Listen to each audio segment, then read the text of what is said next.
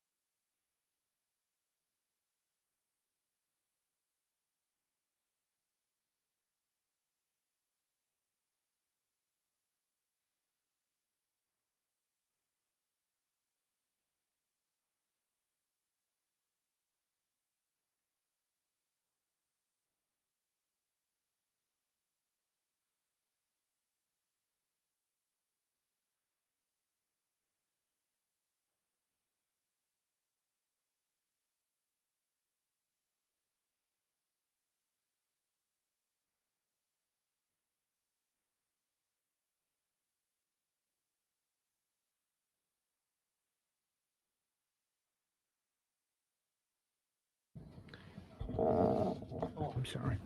Any adjustments to the agenda, Patrick? If it would be all right with the board, if we could move up 11.1, just because we have the two guests here tonight and they're actually working tonight through our adult ed program. So if we could move them up, and maybe when I do my report on 9.1, I could just introduce them at that time, if that's okay with you guys. Okay. Thank you. Okay. So we'll make 11.1. We'll make that make that 9.1, and then good news 9.2, and the financial report 9.3.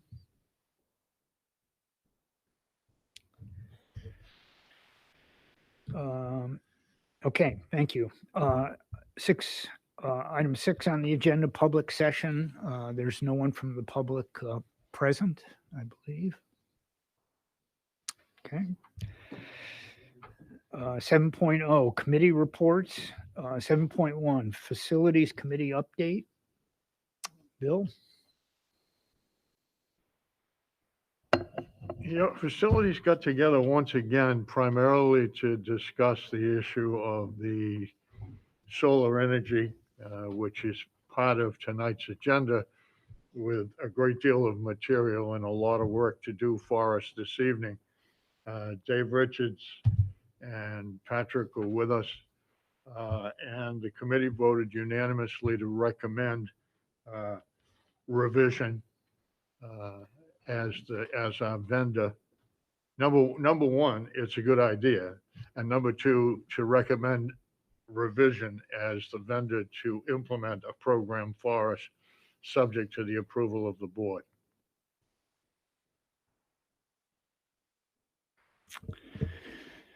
Okay, thanks, Bill. I don't know. Do we want to do the discussion on this here, or should we reserve it to new business? We have people coming on that for the revision part. Yeah. Yeah, we have people coming on to kind of do a mini presentation and answer your questions. Under new business? Yeah, under new business. Okay.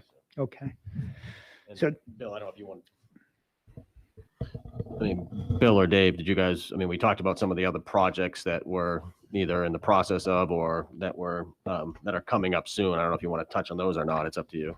Well, sure. Dyke Newell's heating issue is going right along beautifully. The Phippsburg roof and replacement of the roof will require that we contract with a structural engineer first to make sure that the underpinnings of the roof will sustain the weight of a major snowfall. And so that we have to make sure that it's safe, and we have to get a structural engineer in order to certify that that in fact is true. And once that's done, we'll be able to proceed with the roof. I think next spring, Dave, we're talking about, excuse me, Dave Richards is here. He knows where every bolt, nut, and bolt in the entire system is located and in what condition that it's in. David? Yeah, good evening. So yeah, it's a state requirement when you do any roof on a school that you have to bring it up to current structural standards, which is 50 pounds per square foot. So you have to hire a structural engineer to do that. We've done it at all our schools. Some needed, a few girders here and there added in, and bracings in different locations, like middle school when we did the middle school roof, and same with the high school roof. Again, like the boilers over at Dyke, we've signed the contracts. They're in the process of purchasing materials to start that project. The Woolwich air conditioning, same thing. They've signed the contracts and purchasing materials to start that project. And then again, the roof will be actually probably done in the spring or into the summer when school gets out. But we have to do the preliminary work, and then we have to write an RFP to send out to bid and such for all that. You mentioned some minor, hopefully minor growing pains here as well. Yeah, it's typical with any new building. When we switched from summer to winter, you got some rooms spiked, some rooms got cold. We found sump areas in the first floor where it's colder than it was on the second and third floors. But as you know, heat rises, so it's just getting everything balanced. We're pretty close. We've had a couple guys out last couple of weeks just to make sure the shoulder seasons shifted well. And we seem to be fairly comfortable today. We only had one room that was noisy, and Robbie came over and adjusted the dampers on that one. So other than that, Gonna get a little bit of a test this week. It'd be down in the 30s Yeah, overnight. that's what we've been kind of waiting on is temperatures to drop a little bit. Because, it's been very warm during the day. So once you switch from summer to winter, the AC is off. You can't go back and forth. It's either summer mode or winter mode, depending what you want to be in, being a 2-pipe system versus a 4-pipe system. So it's working. The project at Woolwich with the facade is complete. So Yes. that's all done. The things that we mentioned before are pretty much accomplished. Yeah, all the summer work was accomplished this year. Yeah. The only one we didn't accomplish was the redoing the office area of BMS. They just hadn't come up with a good enough design to make it work, and then we ran out of time and price of materials shooting up so much, it exceeded our projected costs. So we had to hold off to that one for next year. It wasn't critical. And Dave, one last thing. Do you want to just mention to the board about the grant that you received for BMS for the lights? Yes. So there was a recent grant out there for the zone crossing lights. We also have them going in at Dyke Newell. That's right. We've purchased those lights to replace the 1978 ones that are down there currently. Matter of fact, we had to move one across the street because it kept getting hit a couple of years ago. So we finally got approval to put those ones in. And then we wrote a grant for the BMS. Now they've done all the sidewalk work there. They'll have the zone flashing lights just like we have down at this street. So it's a good place to have it. BMS gets pretty busy. I'm surprised they didn't have These it are the before. solar powered. Yeah, they're all Yeah. solar powered, just like Right. Fisher Mitchell we did a couple of years ago. So we're moving along. So Dave, where will they be then for BMS? Say again, Where will those lights be for BMS? where will they be? Yeah. You know where this says slow down for children? Mhm. Want to be right about there, just past Domino's. Okay. And then the other one will be at the top of the hill, heading the other direction, by my maintenance garage. Oh, right. Okay. Yeah, coming this direction at the top of the hill to slow people coming down, because they come flying over the hill pretty quickly. They do. So that was one of the reasons the grant was approved, was the speed through that area. We received the grant, but the news was that we get the materials or we have a contractor work with us, not until the springtime. So we hopefully will have it done by maybe April, May. Yeah, it depends on when the ground thaws out and all that, and availability of the product, but we got the last ones pretty quickly, so. Okay, any questions of Dave or Bill? Yeah, Lorna? Dave, hello. I was going to ask, I don't think it's on this agenda. There were some acoustic issues in the art and science rooms here. Do I remember that? Are those were not just the sound of the air conditioning, right? That was non-insulating ceilings? Yeah, that's correct. So we've since then we've purchased the bafflings. We did a mock-up first with a complete room with panels and baffling, and then by the time the original estimate and the cost estimate, as again materials shot up, that shot up significantly. So we're going with the baffles instead of everything, the walls and the baffling, and to see. That should dampen it down very much considerably in those rooms. It's mostly the science rooms where there's no false ceilings. It's quite amazing the difference between the two rooms with the bafflings that we have on our mock-up room. So those have been installed, then the bafflings have been installed? Just in that one room, the other ones have been ordered Okay, and we're waiting for them to come in. okay, great. And we just got in the wall pads for the wrestling room Yep. and the rest of the pads for the gymnasium. And they're finishing those up, I think, tomorrow. Somewhere between One 10. of the contractors is going to come in and put up the hooks to be proactive on the ceilings Yeah. in those rooms. But then as far as the actual equipment or supplies, we're hoping to have it done by Thanksgiving break, Christmas at the latest in those rooms. And then we'll see how just the ceiling bafflings work. And if that's not enough in some of those rooms, then we'll revisit it and see if we do need to do Right. wall treatment, and maybe not all, but some of those rooms. But like Dave said, the state is contributing part of this cost. But the cost, went very high over the last couple of months. So I just want to just clarify, what rooms are you talking about in terms of the baffling? It was Science and and art. Yeah, science and art. So the science rooms, we had purposefully left open, and now we're going to cover them. Not covering them, just putting in acoustic panelings to Okay. absorb the sound bouncing around. So you'll You see still, it very common in theaters. yeah, we'll still have an open Yes, it'll still be very an open open- concept in there concept for the structural appearance. Okay. Yeah. Okay. Any other questions of Dave or Bill? I just wanted on Phippsburg, is there any reason to believe that there are structural issues with the school? I have no idea. Don't know until you have a structural engineer.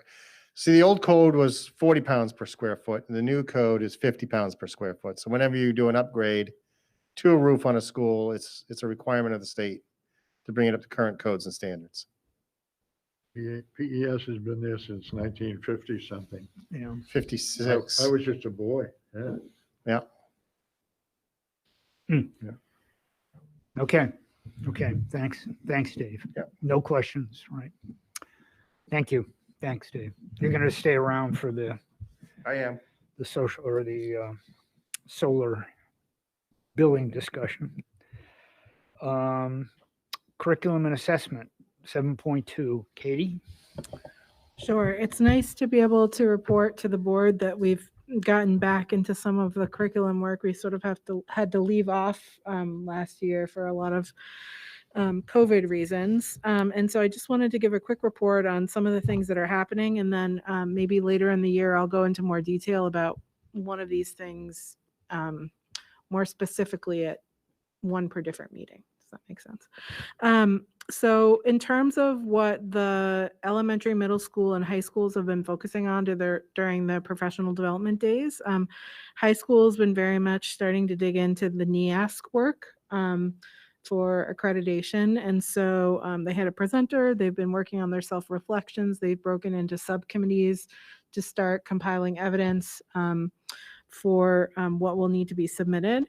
The middle schools have both been working on going back to their curriculum work, looking at assessments, aligning to standards, continuing to work on uploading and getting used to Brightspace.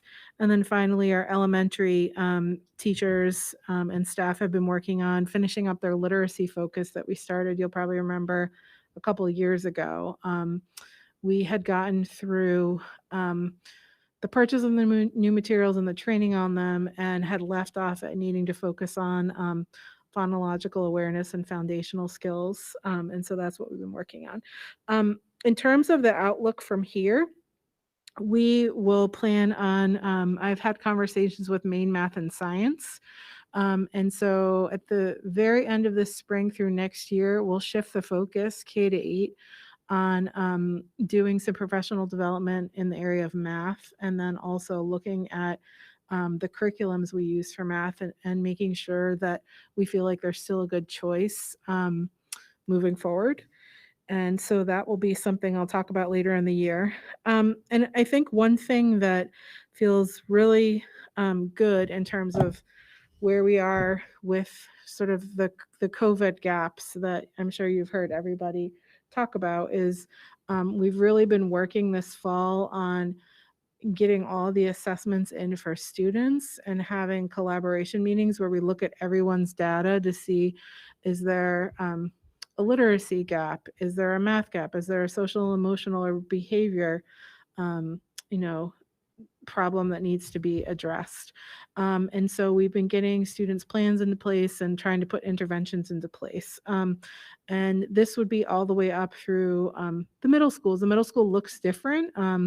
They're using more of their win time or other free times. In the elementary levels, they use their intervention or their Title I programs. And actually in the high school this year, we have a new, I'm sure if you have a high school, you've heard of Builder Block, but it's essentially our new part of the week built into the schedule where students teachers can request students and students can request teachers for extra time together.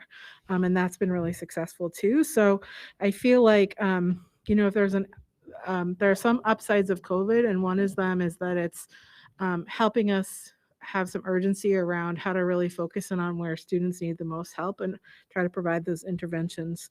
And then the last thing, just to update everybody on, is the state test now for language and math is the Nuia Test. That changed last spring. One of the new state requirements, though, even though spring testing used to be the only time we were required to test, Nuia now will happen in the fall and spring. And so we're almost done with all of our Nuia tests for grades 3 through 8 and the juniors. That will be finalized by November 12th. And I think that's it. Any questions? Questions for Katie?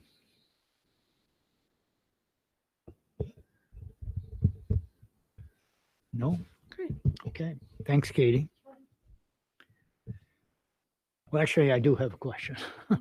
I noted in Eric's report, and I don't know if it's appropriate to raise it here, but he's talking about adding social work,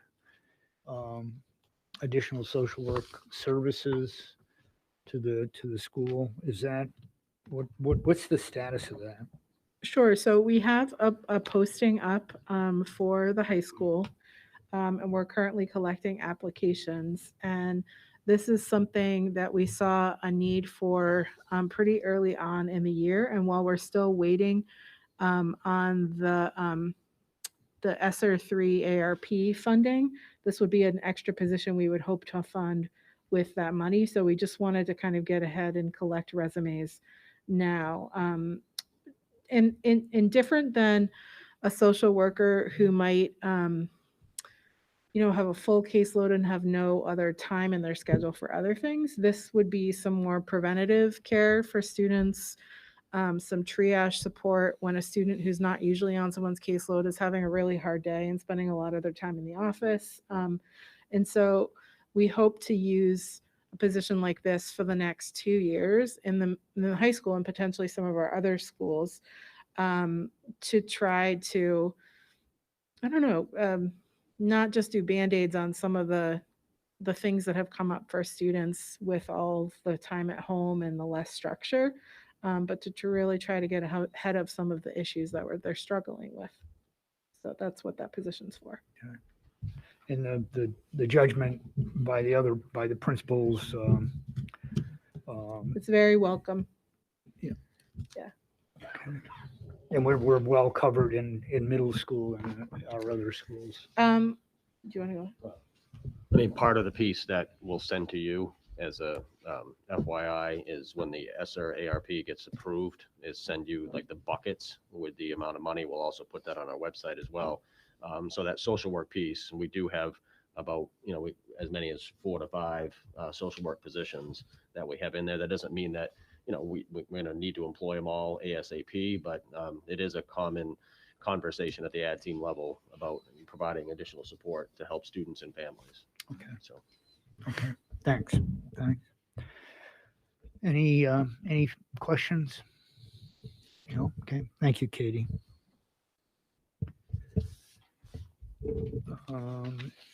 Jonah, you're still flying solo. So item 8.0, student representative report.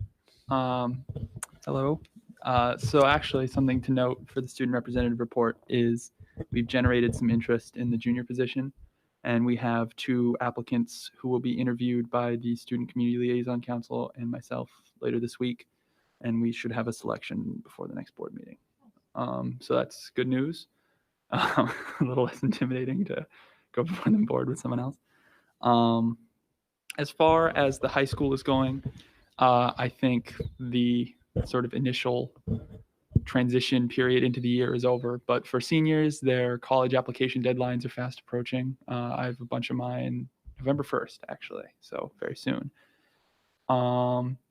The sports teams, the field hockey team and the football team are making playoff runs, which is pretty exciting. This Friday, we host the semifinal football game at McMahon.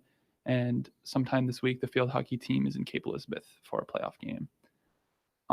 Aside from that, from this, I think a lot of students have noticed improvements with the central heating, and the intercom is more audible now, which is good.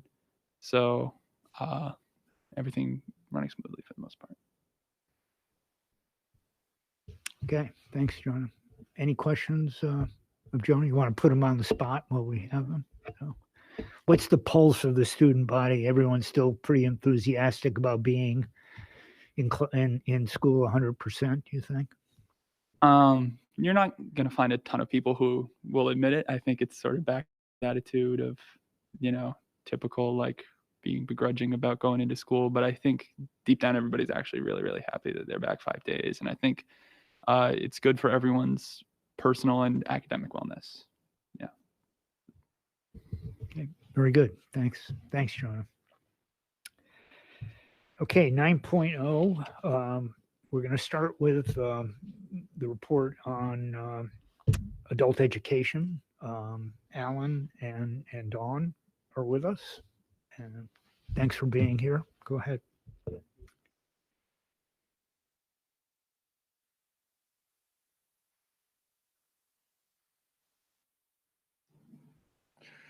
Hi, good evening. My name is Alan Lampert. I am the director at Mary Meeting Adult Ed. And as you all know, the RSU1 district is part of our programming. And I just thought I talked to Patrick several weeks ago about coming to the meeting tonight and just giving you a quick update as to our programming and where we are right now. Probably the first thing I just want to say is that we moved our old adult ed office from the old Morris High School. We were there through much of the summer. And we are finally over at the Wing Farm Complex where RSU1 central office is located. And that move went very, very well. It was a little delayed for us, and that did cause a bit of a ripple with incoming fall enrollments for the Bath program. But we do have students and enrollment is climbing. Overall at Mary Meeting, our enrollment has skyrocketed. Just to give you a sense, in 2019, pre-COVID, our total enrollments for adult ed was 3,063. During COVID, it went down to 1,900. And right now, with just 2 months into the new semester, our total enrollments at Mary Meeting are 1,200 people. So our enrollments are probably going to probably exceed our 2019 enrollment numbers, which is fantastic. In academic programming, our enrollments right now are at 277 students. Those students represent high-set students, which used to be the GED, high school completion, college transitions, and ELL. The total is 277. Of that, Bath right now has about 20 academic students as part of that number. But again, part of the reasons for the lower number is because we were not in our new facility taking enrollments. Probably we lost at least 30 to 45 days of being able to promote our programming to the Bath community for academic students. I have no doubt that number will climb as the year progresses. It will probably climb in, I think, virtually every category: high set, college transitions, ELL, and high school completion and credit recovery as well, working with Morris High School. Okay. In terms of our outlook for the fall, one of the things that we planned last spring was that when we came into the fall semester, that we really wanted to be as flexible as possible with our programming. So what we did was we're offering classes in a variety of platforms, of course, in person, but we're doing hybrid classes, and we still are offering some classes on Zoom based on student comfort and what they're looking for. So we're really offering all of our programming in a variety of ways to meet the needs of the community. We are offering classes at Morris High School. We have classes in the evening. I think in particular, we're taking advantage of the art classrooms right now. I think Heather Monson's art class is a class that we're utilizing at night for adults in the community. She is our teacher in teaching those classes, so that's working out great. We're hoping to expand to more Morris High School classes as the year goes on for evening instruction. Also, Two Bridges Jail is part of our area here, and that just recently reopened. It's been closed literally for over a year now. We're finally going to get back into Two Bridges Jail to offer programming there.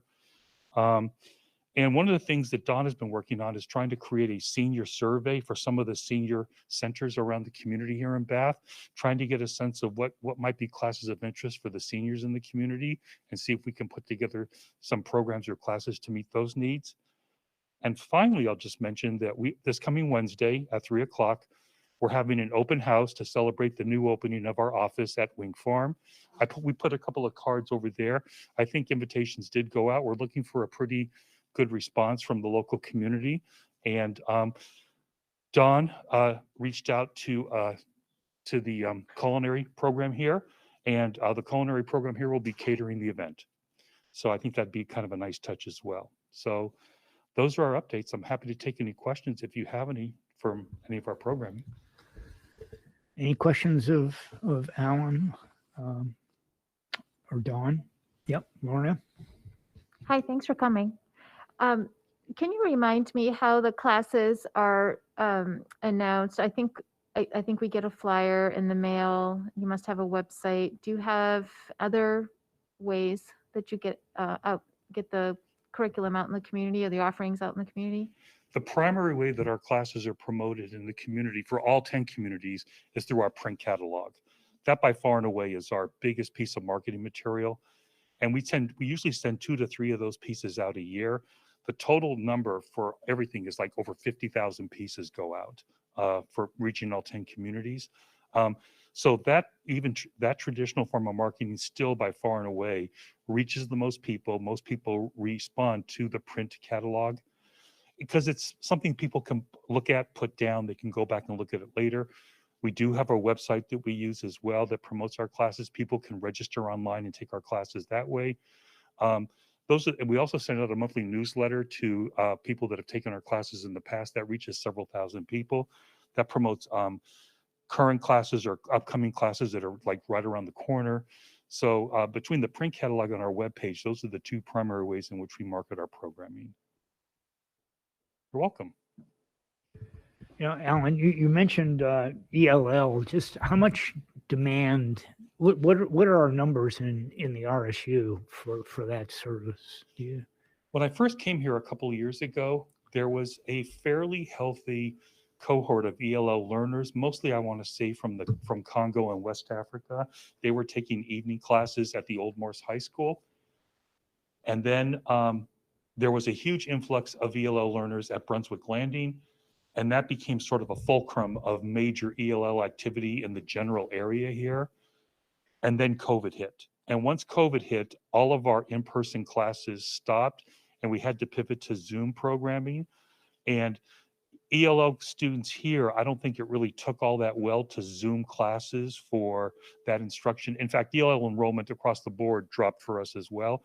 We're just now beginning to pick up ELL learners again.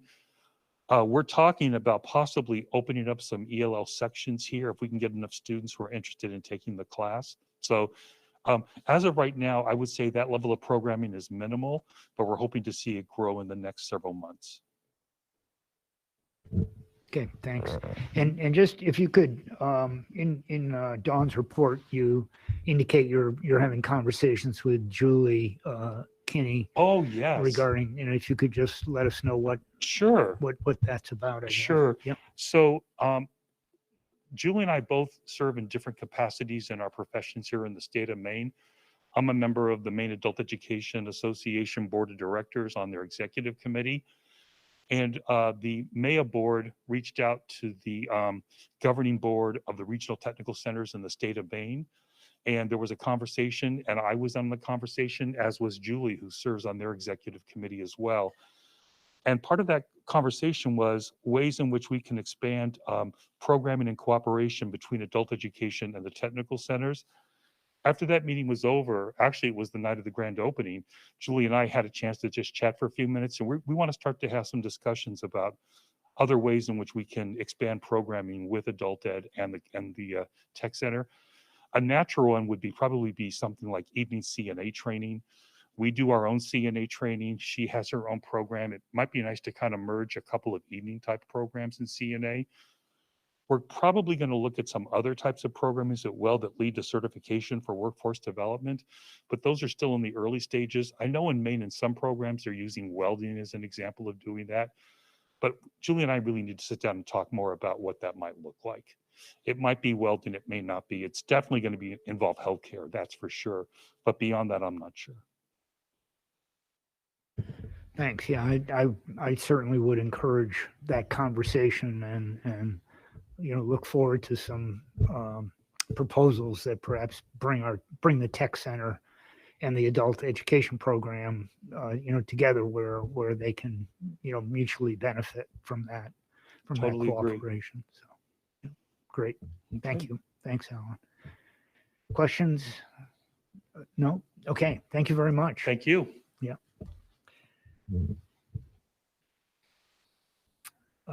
Okay, 9.2. Patrick, good news. First thing I'll say is open houses were very well attended, and thanks to our principals and our staff and for families for understanding and making some revisions to the schedules and some tweaks to make sure that everybody was safe, but very well attended.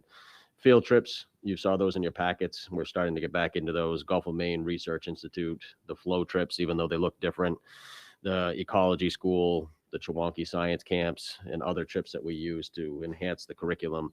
And I would say, kind of like what Jonah said, is, we have a balance of fun. We've had the homecoming, we've had spirit weeks at a lot of our schools, but also balancing that with a lot of what Katie talked about with the academics and the curriculum and the assessments that are going on. Would mention Phippsburg Elementary School, U.S. News and World Report. When you hear about them, you usually think about colleges, you usually think about high schools sometimes. For the first time, they put out, they recently recognized some public elementary schools across the country and for their accomplishments. And Phippsburg was recognized for placing among the top 30% of schools in Maine based on student performance in math and literacy assessments. So again, congratulations to the students there as well as the staff. Here at Bath Tech, I would like to say thank you to the welding students. We have the new scoreboard going out here on the turf, probably being put up this week. And Crooker worked with Jamie Carter, our welding instructor, and said, how about would the students be willing to make the base for this pretty good size scoreboard? And so it's still in the welding shop. It got painted this last weekend, but the students are the ones that constructed that, and they'll be putting their names on that scoreboard down below where the welding piece took place. So thank you to them. And then last week when I was up here as well walking around is the carpentry students are collaborating with age-friendly communities of the lower Kennebec Valley to build concrete chess tables that will be going in downtown Bath. And, it's the first time that Ray and his students have done kind of carpentry with concrete. And so it's a great learning experience. And I think they're going to put the demo possibly out here in the courtyard so our students can use it. But when you're downtown, I think it's close to brackets, that there'll be 4 or 5 concrete seats with chess tables built into it that you'll be able to see. So again, a great learning opportunity for our students and also a way to work with the community. The Morse story of 826, a lot of you saw that. You came here on a Sunday night, but I do want to mention it. They put on a special show for the central office employees, which was much appreciated. But kudos to 3 more students, Isaac Ensel, Tommy, I hope I pronounced this right, Farolano. Okay, and Isabel Strelnick. These students put in over 700 hours to create a documentary to celebrate the old Morse at High Street and also to celebrate the new school and all that makes Morse a special place. And they did a great job producing this on their own. And they've also started up a AV club here at Morse to spark other students to be an inspiration for them. And as Eric said, he also highlighted that all of our clubs are up and running. And we've also added some other clubs, here this year because of COVID, because we want students to be active, especially after school. So that's all good news. And then I won't end on a downer, but as Steve, it was nice to compliment the district at the beginning. I do want to just be upfront and say that, busing is going well, but we don't have drivers waiting in the wings to if we have somebody that's sick or somebody that has an issue. So we have had sometimes our person that's in the office over there driving a bus, and so it leaves us shorthanded to when we try to radio. And then custodial is also another one where we're seeing a little bit of a revolving door at times because of the jobs that are out there and other things. So we're working through that as well right now. And then lastly, food service. It's not an employee concern we have. It's more of just the commodities. There's certain things that we just can't get. And so therefore we have to sometimes make substitutes with what we serve students, but also what we can provide them for commodities. So just so you're aware, that's all. But we're still, we're making it work. It's just an ongoing challenge, just like any business out there, I'm sure. And that's it. Questions of Patrick? Thanks, Patrick. Yep, Lorna? Thanks for that, Patrick. When you were talking about the personnel and, that it's kind of always a tenuous situation, right? With people who are just so fundamentally important to what we do. Has there ever been any discussion about a bus driver appreciation or a custodian appreciation day where they just get some donuts or recognized or something like that, just for those who are stepping up and staying present? I'm just curious if that's happened. Yeah, I mean, we try, to, recognize all of our employees, let it be if it's teacher, support staff, at different times throughout the years, to thank them. So it may not come on a week, and unfortunately some employees don't have a day or a week, that's, I guess, recognized. But yeah, we try to, right now we're working with, our private contractors to, I guess, problem solve and also try to recognize, employees. And we want to provide a working environment that is very positive for them to be part of. Any other questions? Just to touch, you raised, cleaning as occasionally there might be some lapses. Well, I shouldn't call them lapses, but maybe fewer people show up in a building. We're still able to do the kind of cleaning that might be dictated because of COVID, the COVID protocols. I mean, are they still deep cleaning? I know we have a contractor. Obviously, there's only so much we can do, but if we can impress upon them the importance of the work they do, kind of, following Lorna's comment, because that really is, in some ways, it's very key to keeping us in school, to make sure our facilities are clean and our buses run. Obviously, very, very critical. So, okay, thanks. 9.3 financial report. Deb, are you out there? I'm out here. Hello, All right. everyone. Tonight in your packet is the financial report for the month ending September 30th. And at this point in time, we've spent $5.5 million out of our $38 million budget. The highest cost center percentage so far this year shows operation and maintenance. And that's just the fact that most of, a lot of David's work is done during the summer. So that percentage is a little bit higher than the others. Our revenue is at 8 million, which is 21%.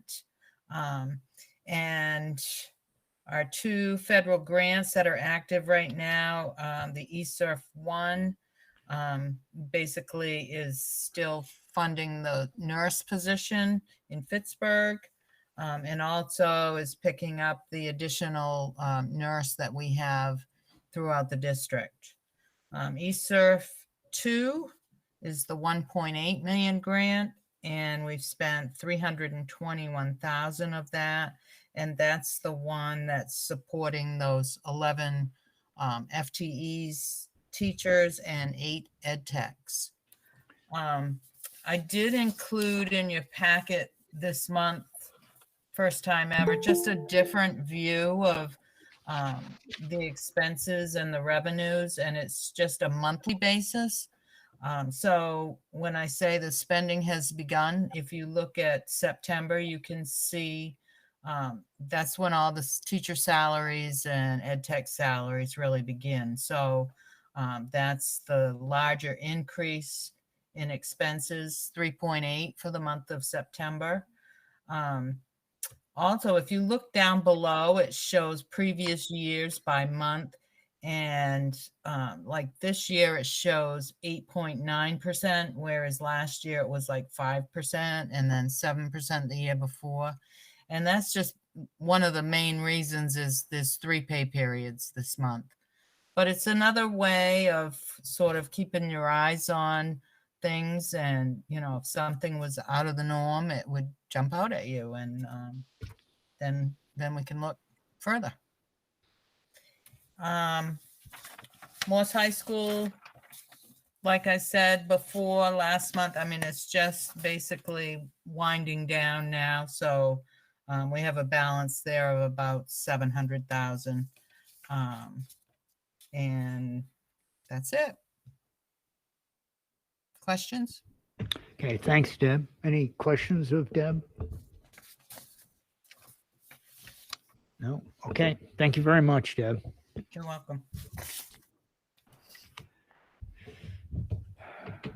Okay, 10.0, old business. 10.1, update on health and safety protocols and plan.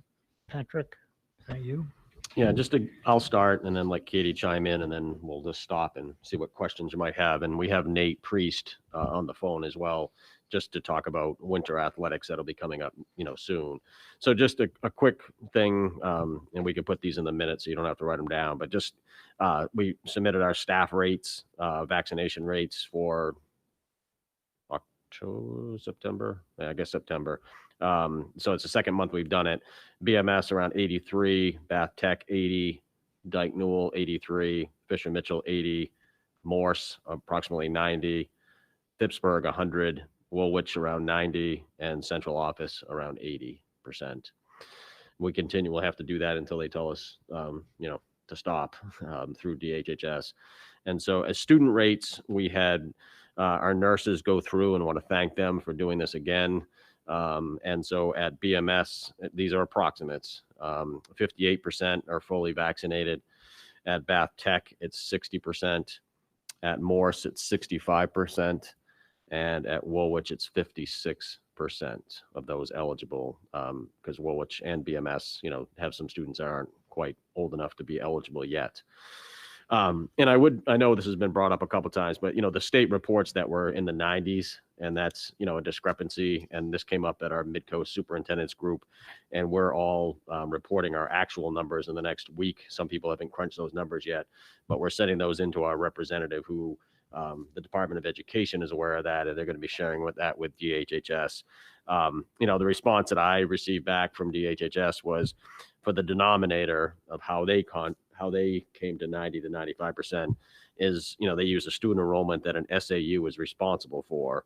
And for the numerator, they use the number of vaccines administered to people ages 12 through 18 who reside in the relevant zip codes.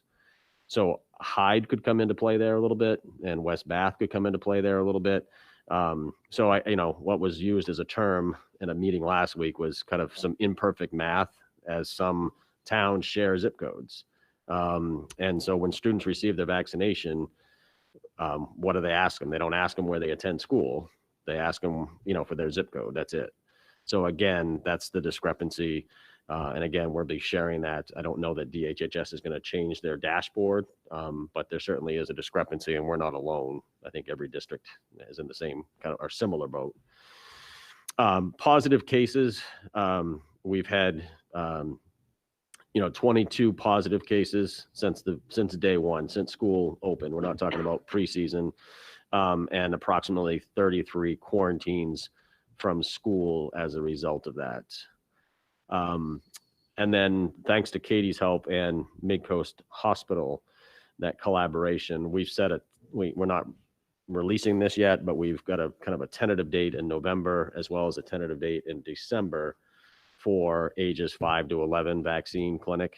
And so the FDA is scheduled to meet tomorrow, I believe, to make a final decision regarding approval for the Pfizer vaccine for 5 to 11-year-olds. And if the FDA approves, then the national CDC is scheduled to meet on November 4th, I believe, to discuss their approval. And so once that's done, then we get the green light and we can offer this. And, Katie and Midcoast have been working about, students of that age. We want to be sensitive to the parents being able to be there if they need to. So we've talked about some, maybe offering it before school starts so parents can come be with their child, or maybe later in the day. But I'll turn it over to Katie now about that piece if she wants to add anything else, and also pool testing before we turn it over to Nate. The Midcoast does 3-hour time slots for every district that they're offering this to. And so we have a meeting with the principals tomorrow, but to discuss the timing. But right now, the nurses and I have thought maybe doing 7:30 a.m. till 10:30 a.m. so we can get some students in who've already started their day, but also have time for families to come before they would go to work and choose whether they want to keep their little guy home or not. Because it's the 11-year-olds, 10 and 11-year-olds as well, we will, it won't just be our elementaries. We'll also have to bus from BMS and obviously Woolwich Middle School as well. So, once that approval goes through, hopefully soon, I'll start working with First Student on the busing and the schedule with the principals. So it's very exciting. The other thing I wanted to report on, I passed out a sheet for pool testing. And you can see that all of the schools have added new participants, both staff and students, since our last meeting was obviously the end of September. And so these are all new folks as of October 1st. And so our percentages across the board have mostly, gone up by a few percentage points, and Dyke Newell by a lot, which is great. So I don't know if everyone saw the video of the kindergartners that we sent out during the pool test. But I think that, looking at when these came in, that anytime we send out a blast, we definitely get an uptick in our number of participants. And I would say overall, the pool testing program is going quite well. I think we have it down more. It's much more systematized now. People know what to expect. And it has saved us so many quarantines, especially with the younger grades. And also, once we find out there's a positive, when that person goes home, it also allows for us to ensure that if someone is asymptomatic, they're not spreading germs to everybody else, which is great. So I would say overall, the nurses are very happy that we chose to do this.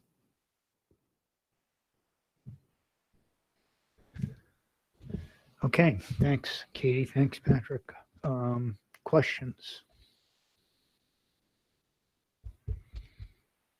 As far as vaccinations go, how are students identified? Is it all self-reported? The number of students who have been vaccinated?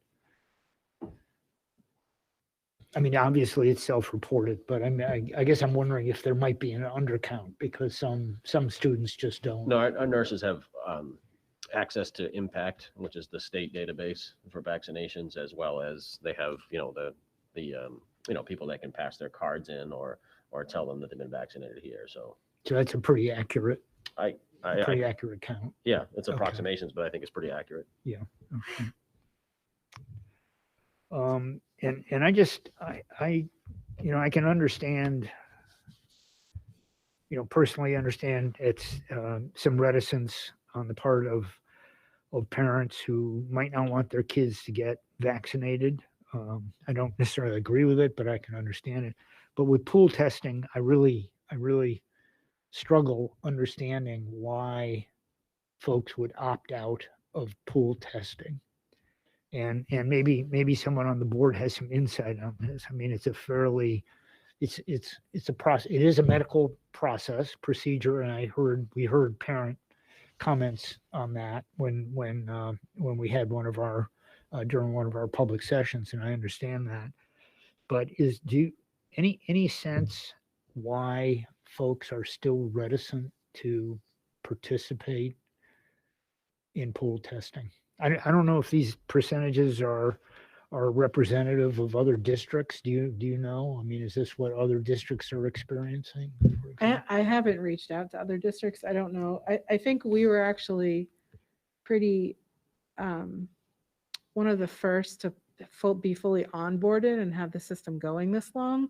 So we could probably ask other superintendents, I don't know, would you say in a month, where people are more, but we've actually been helping out a lot of people get them up and running.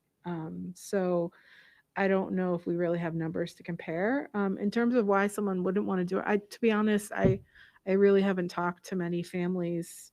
I've gotten phone calls with questions wanting to understand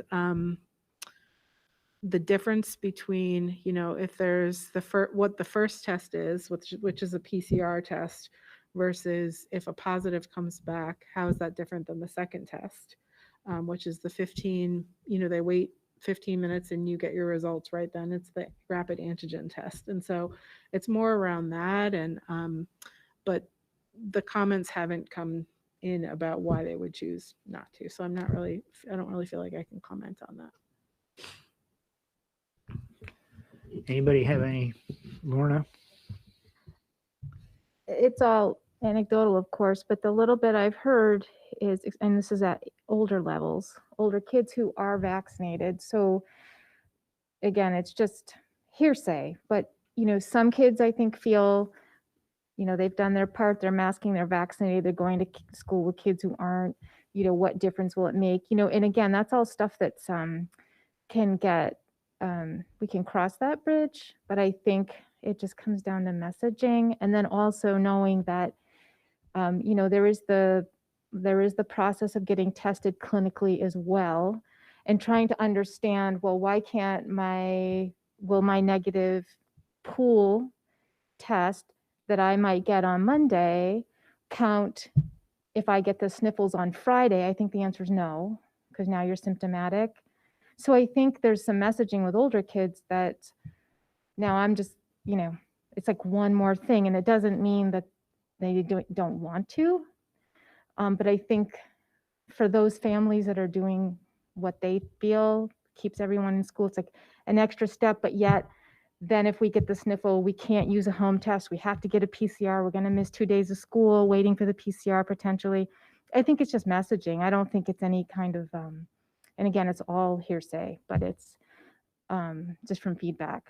But I don't think it's any kind of malicious or even any kind of philosophical thing from what I'm hearing. I'm sure this is a philosophical piece, but I think it's just a lot of confusion. And I can only speak for older kids. I haven't talked to many younger families. One clarification, when we did just change with Dr. Hannah this past Friday, if a student does get sick within like 2 days after, so 2 school days, let's say they test on a Tuesday in their pool and they get a runny nose on a Wednesday or a Thursday, they would be able to attend, because the PCR they now know would have caught it. So if they're in a negative pool, they can come back to school. So she feels strongly that 48 hours or 2 school days passed. And so the nurses just found out about that change today. It doesn't cover the whole week. And I think, part of it is that even if you have the vaccine, it can be spread. And so that's really the concern, Yeah, and that's an important piece of that whole conversation. It's just, when you're dealing with teenagers, it's more, I've done this, and this, and then now I'm being asked to do something else, and so isn't. So it's just messaging, and I think it's achievable. It's just as we get, that's good to know that piece of information, because that wasn't clear in the beginning. And I do think, and this is not for discussion right now, but one of the things that when we come down the road and everyone who we have in our buildings has the option to have a vaccine, and we're beyond the point where we've waited, and we have to talk about, people are ready to talk about the mask question again. One of the things the board should think about is, pool testing is a way to still know whether you have a mask or not, even if you have a vaccine. And that's just another, again, another layer of support that we have to try to have life be as normal as possible. So. Well, I mean, certainly, we're pleased that the numbers are increasing with pool testing. And I'm, I just think it's, I mean, to me, it is a very important stool, or leg of the stool, of the three-legged stool. And hopefully, I mean, if it is a messaging issue, I think hopefully we'll get better at it and continue to get more people to participate. So, okay, thanks. Any questions? Any further questions? No? Okay. So I have Nate on the line just to give a brief overview of, the winter sports season. I mean, it's we don't start until the week of Thanksgiving, so there's still time. But just to kind of talk about, the conversations that he's had so far and see if you have any questions. Nate, you there? I am. Can you hear me okay? We can. Okay, perfect. So yeah, as Patrick said, we do have a little bit of time. Winter sports season for most teams is scheduled to start November 22nd. Girls ice hockey is a little bit sooner than that. But I just thought it'd be good opportunity to go down through each sport, give a brief overview of what we're expecting in terms of just going into the winter season and guidelines and whatnot. So we haven't received any kind of formal guidance from the MPA on visitors or masking expectations, and I'm not sure that we're going to. General thought within our conference is that each individual school district will determine their own regulations, very similar to kind of what we saw this past fall. So as we go through the different sports, please stop me and ask questions if you need to. So looking at indoor track, this is really one of the more complicated sports that we have going forward. As of right now, Brunswick is allowing or is planning to allow participation at Bowdoin College.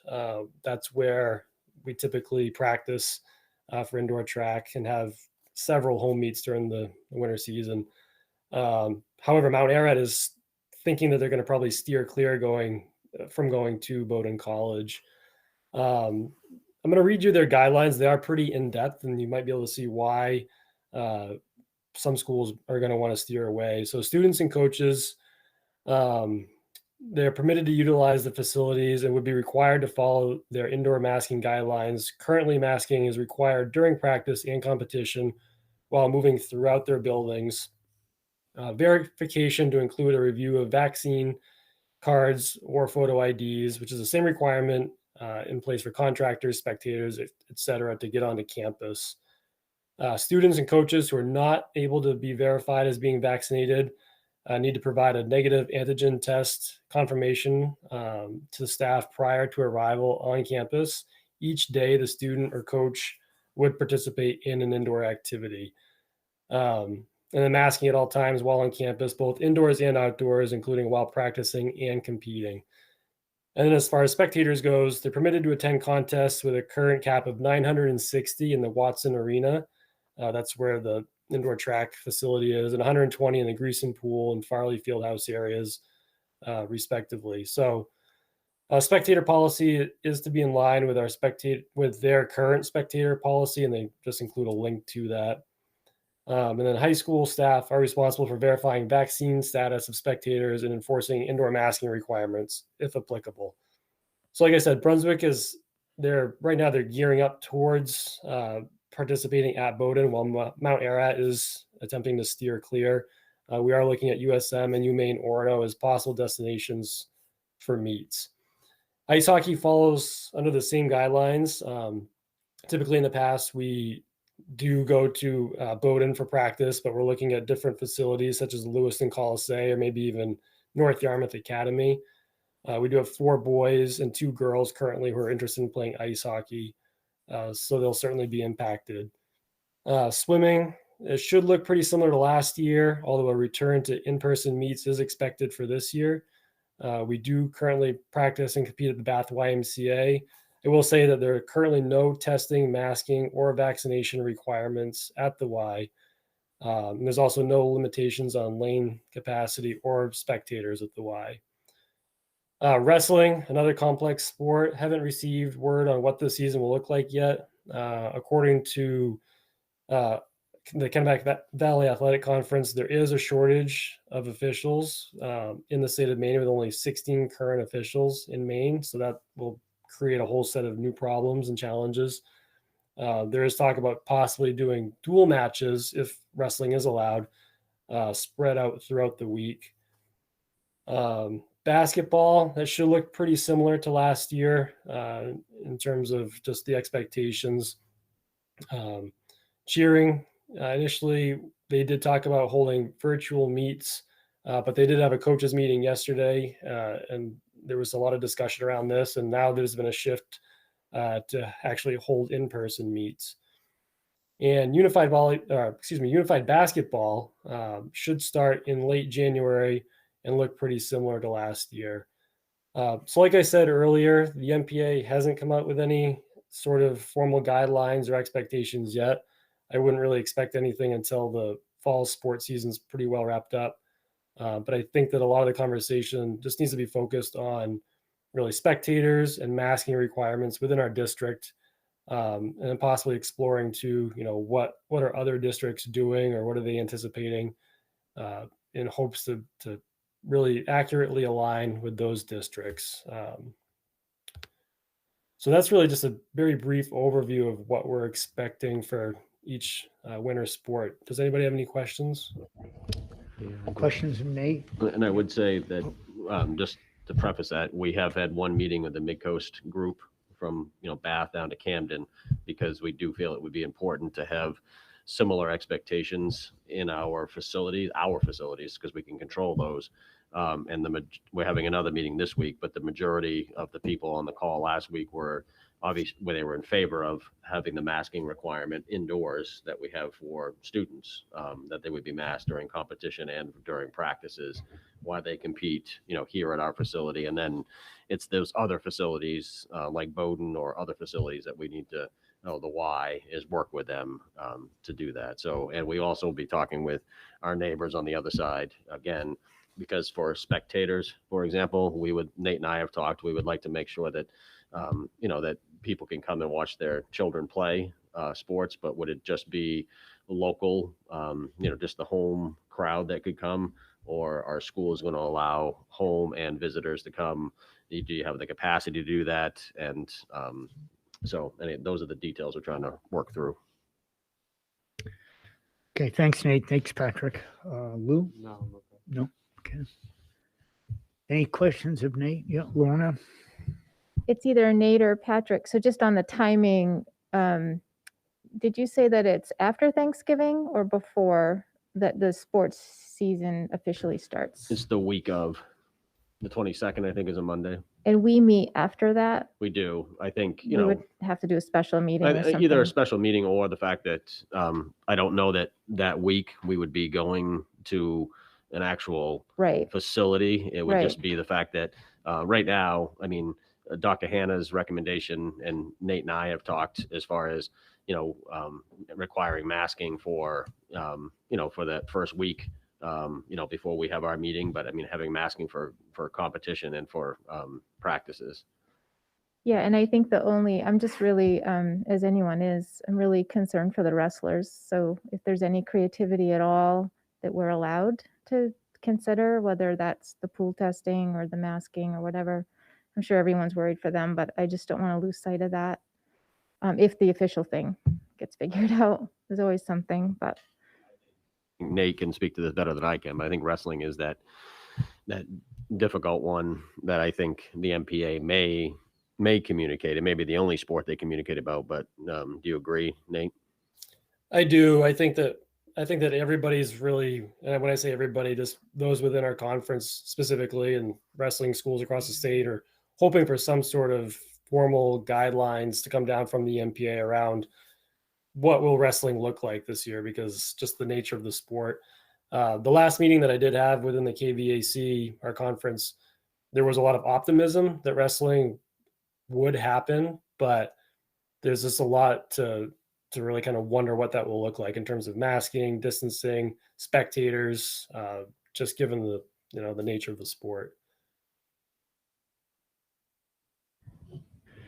Nate, as far as Bowdoin, and Bowdoin does have very tight restrictions in terms of access to the campus and facilities, and I mean, what realistically, what are, and I think I'm specifically, concerned about indoor track. I mean, how realistic is it that we will find an alternative? I mean, that's a sport that seems to really have, has really, I mean, in terms of interest in our student base, has really taken off over the last couple of years, and I just wonder how realistic is it that we will find alternatives to Bowdoin out there?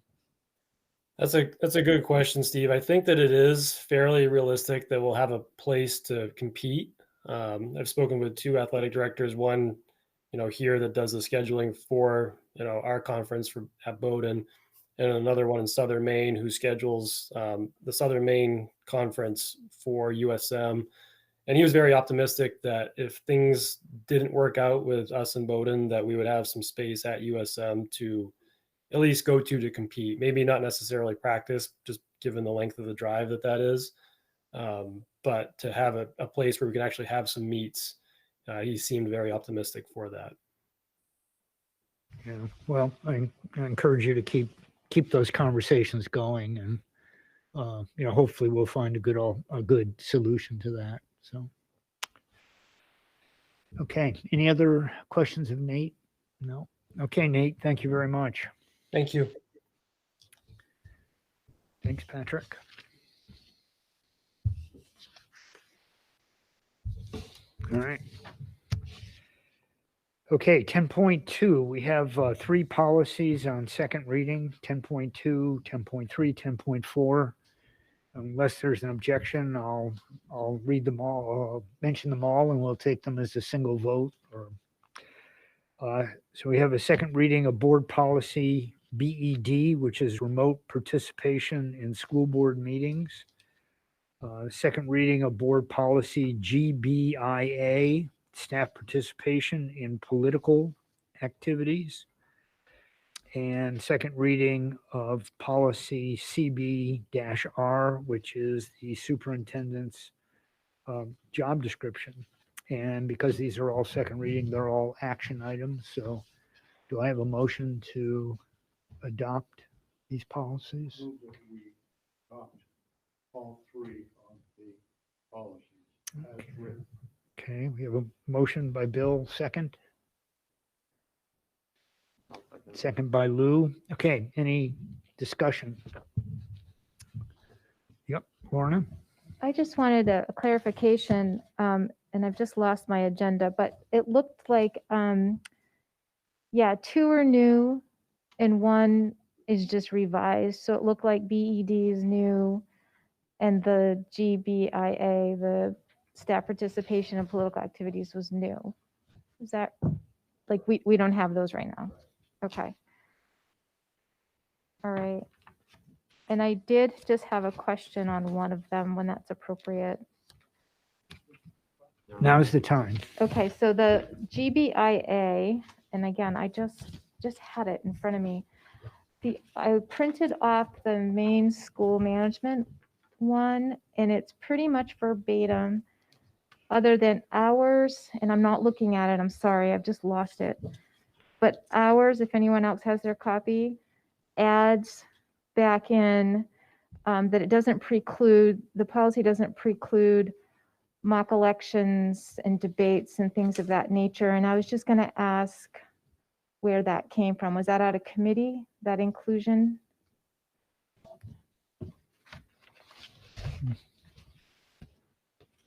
I don't believe so. I mean, I don't, Anita and Jamie, I don't know if you remember, but I don't think that I can go back and look. But I don't think there was anything that we changed from main school management. We didn't have Yeah. a conversation about that, did we? No. Yeah, well, the one on main school management doesn't talk about that. And the only thing it struck me is that that seems so curriculum based, like because it, gosh, ours is here in our packets. I just must have dropped mine. Thank you. So ours just adds in, nothing in the policy should be construed as precluding mock elections, debates, conventions, or other simulated political activities where the activity is intended as an educational experience. And again, I don't necessarily have a problem with it, but it seems curriculum based, that paragraph. And then the other piece that is just, it's kind of wide open, and just wanting to make sure that we're talking about the same thing. The intent of the policies, staff related, but this seemed more curriculum based. That was just my comment. My amendment would be to strike that language and leave that up to the curriculum piece. So you're talking about the second paragraph on the back page? Yep. Okay. Yep. That language is not in the main school management copy that I have. Okay. Well, I mean, if the board's okay, I guess it's up to you. If you're okay approving it, and let me, or if you want to just strike that out of there, but I can also go back and check the MSMA tomorrow. But whatever way the board wants to go on, that's fine. Well, I wouldn't strike it. I mean, if you want to look at it, I don't see anything wrong with it. Well, I understand Lauren's point, though. I don't think there's anything wrong with allowing mock elections, debates, et cetera, but the policy is focused on staff participation, not on a student activity. And the reference here is really to student engagement in election activity for an educational purpose. So it really, the paragraph really is a little bit out of place. But it's not, so you're saying it's not, I don't know, I kind of read it as, but that's the teacher who's running that usually. So it's just to clarify that it's okay to run that because it is talking about politics, or it is that, and that's wouldn't be construed as a political activity. So yes, it's about the student, but it's about the teachers are the ones who, the faculty are the ones that run it. So it's just covering them to say it's okay to do that. Confirming that it's okay to do that. Yeah, maybe that's the way to That's how I interpret. Yeah, maybe that's the way to cure this, to look for just a phrase that kind of ties this back to the staff participation in the educational activity, running a mock election or debate, etc.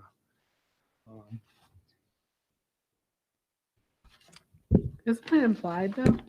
I mean, I think you could add, nothing in this policy should be construed as precluding staff from designing or whatever, but the audience here is staff. I think I was just looking for ambiguity, and actually Anita pointed out it's not in the same format, but that is in the MSA policy. My apologies. It was just not in the same. I just overlooked it. I think I was just looking for continuity and ambiguity. And let's face it, in some of the political climate, as much as we're striving for objectivity and critical thinking in politics, I was looking to be a little more clear in the language of the staff policy. Anything dealing with students being asked to give their opinions or provide their opinions at school on a political spectrum. I'm just looking for maybe that's and maybe I'm looking into it too much, but it just seems this kind of brings back some more ambiguous language. Why don't we, my That's all. suggestion would be perhaps just to pull this, pull it for tonight, and we'll send it back to the, or send it, look for the committee to, just to revisit that. I mean, I don't think the board is saying that we should not conduct mock elections, debates, and other, in terms of developing a civic component of our educational curriculum. I think that's very important to do. But the question is, how does it fit in this particular policy, which is looking at staff participation in political activities? So, That's right. I'm not saying Yeah. it shouldn't be Yeah. encouraged. yeah, I don't think this is a critical time element if we bring it back to the November meeting. So.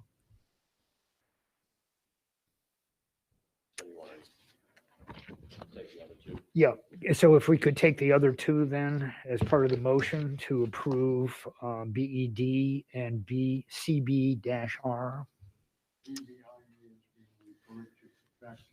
refer back to the committee. Yeah. Okay. Okay. So do I have, so the motion then has been amended to, for action to approve, to adopt BED and CB-R. All in favor? Any opposed? No, thank you. And we'll send GBIA back to the committee. Okay, 11.0, new business. We've dealt with 11.1. So 11.2, we have revision energy solar net energy billing credits agreement. And this is an action item. Patrick? So I gave you a lot of documents via email, but also some tonight as well. So on the line, we have Aga Dixon, who is an attorney for Drummond and Woodsum, and she's the one that drafts the contract. And then we have Andrew Carl, who is representing Revision Energy on the call tonight to answer any questions that you might have. The contract that we gave you is a sample, and it's being revised, but it just wanted to give you an idea of it. You also have a one-pager from Revision that shows the projected savings. But just for what we're doing tonight is really just considering a purchase from a solar developer, a certain percentage of the total amount of electricity generated by a solar farm. So I just want to be clear that this is a farm located outside of Augusta.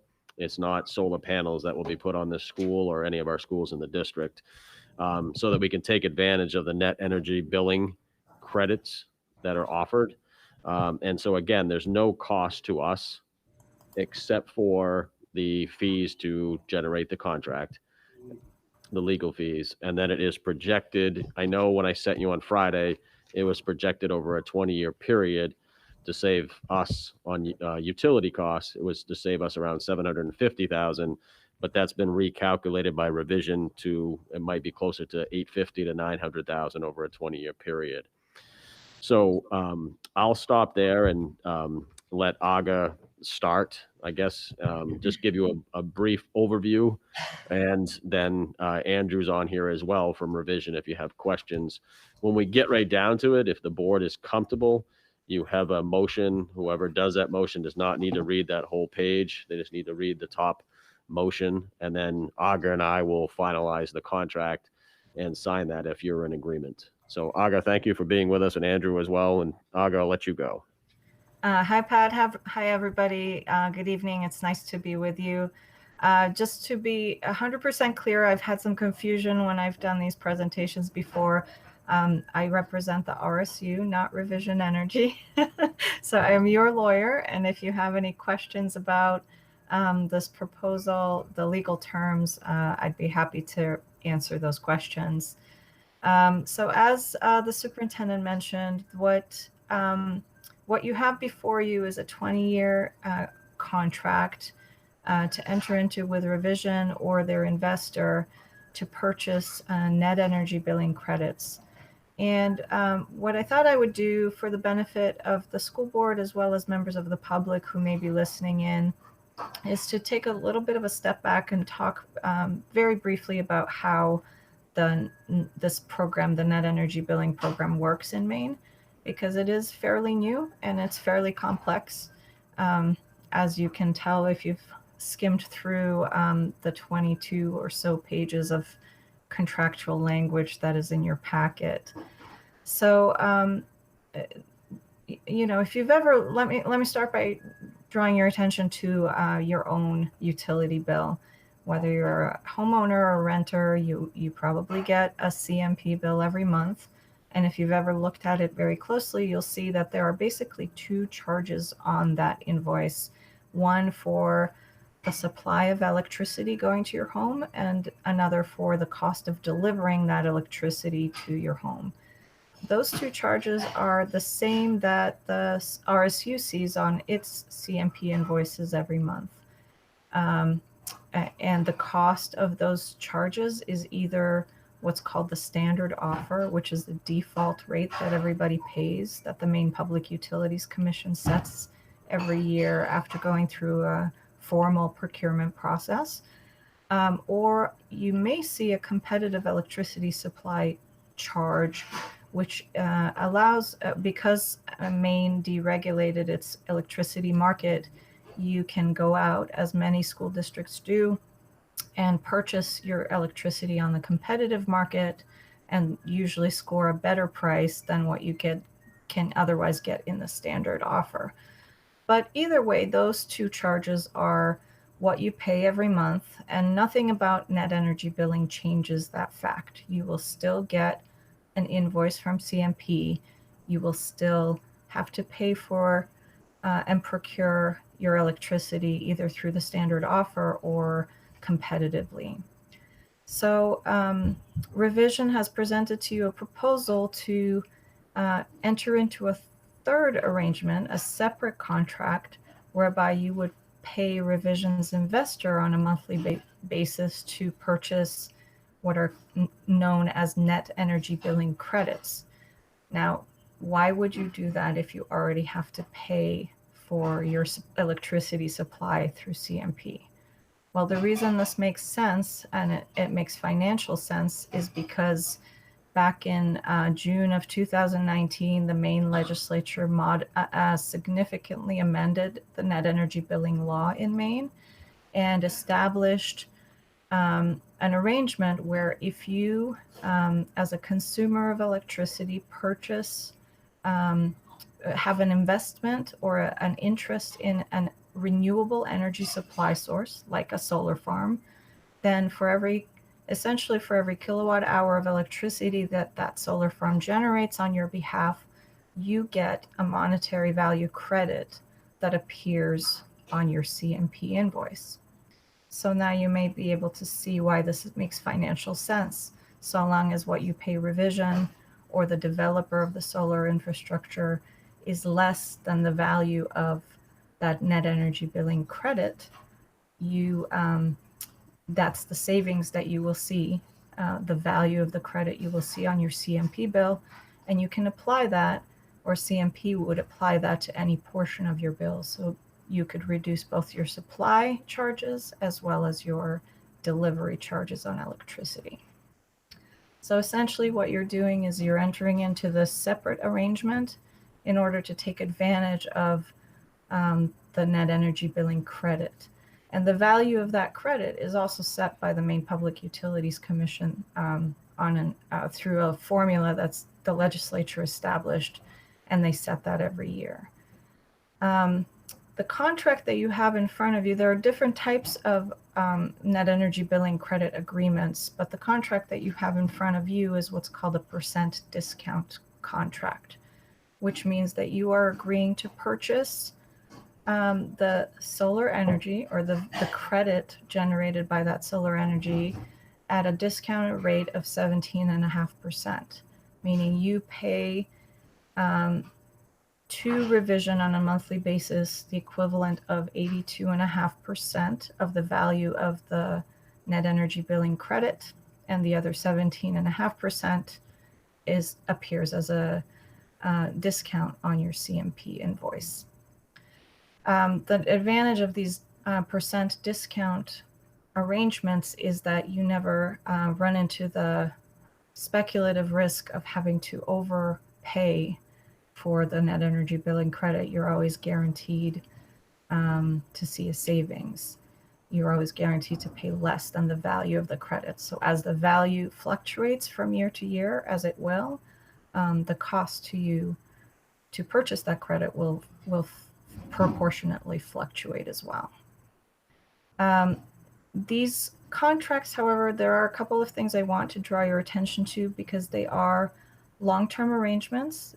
They are what are known as firm contracts, which means that you are in it for 20 years and it's not easy to get out. And so you should look at this as a business decision that commits the RSU to a 20-year commitment. There may be certain situations where you can terminate the contract, but I can tell you that those are fairly rare and fairly unusual. And so you ought to think about this as a long-term commitment for the RSU. The other thing I would like to draw your attention to is the timing of these arrangements. The solar farm that you are buying into, Andrew might be able to explain to us where things are in progress, but it's likely that it's not up and running yet, and it probably won't be up and running for a little while. It may have already passed the permitting stage, the local permitting stage, as well as the what's known as the interconnection stage with the utility with CMP, but it may not be built yet. And so there is a chance that it might never be built for all kinds of reasons, perhaps for financing reasons or permitting reasons and so on. So that is why you see in the contract a discussion about the commercial operation date. And based on this agreement, Revision is anticipating that this project will be up and running, let's see, by sometime towards the end of next year, December 2022. With an outside commercial operation date of December of 2023. And those dates are important because it means that until the project, the solar farm, is actually up and running, you're not seeing the value of those credits, so you're not seeing the discount on your CMP bill. And there's a risk that the project might not make it to fruition. So I get questions a lot about when will we see the savings. And it really depends on those dates and where the project is in terms of the interconnectivity queue, local permitting, and financing. So I will defer to Andrew to respond to sort of the current status of that project in a moment. The other piece of this that is I often get asked about is, you know, where will the farm be located? And as a legal matter, it makes absolutely no difference. It can be located anywhere as long as it's in CMP territory. And if it's in CMP territory, you can take advantage of it. So while this project is targeted for a solar farm to be built in Augusta, there's a possibility that things will switch around and Revision might put the RSU in the queue for a different project that might start up sooner, for example. But the net energy billing program is really agnostic as to where the project is located. You will get those net energy billing credits as soon as the solar panels are generating electricity and pumping those electrons into the grid. So I threw a lot there at you. I know that this is new and this is complicated. I think early on in the process, perhaps a meeting or two ago, the superintendent provided you with a one-pager that sort of provides a broad brush overview of a summary of a typical net energy billing contract. And I'm happy to walk through that in more detail if you have questions, or walk you through the contract itself if you want to go through that torture. The last thing I will say to you is I've been representing the buyers of net energy billing credits, commercial and institutional buyers, since about June of last year when this started up. And I've assisted roughly, I think I'm about 26 school districts and municipalities in doing these contracts. So the good news is that you're not first in line. A lot of the kinks with these contracts have been worked out by your colleagues on other school boards and other superintendents. We're quite familiar with the form of this contract with revision in particular. So I'm happy to respond to any questions or concerns you may have about the legal aspects here.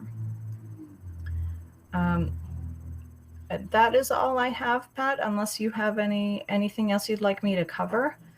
I do think if it would be possible, it'd be helpful to allow Andrew to just describe where things are with the project itself.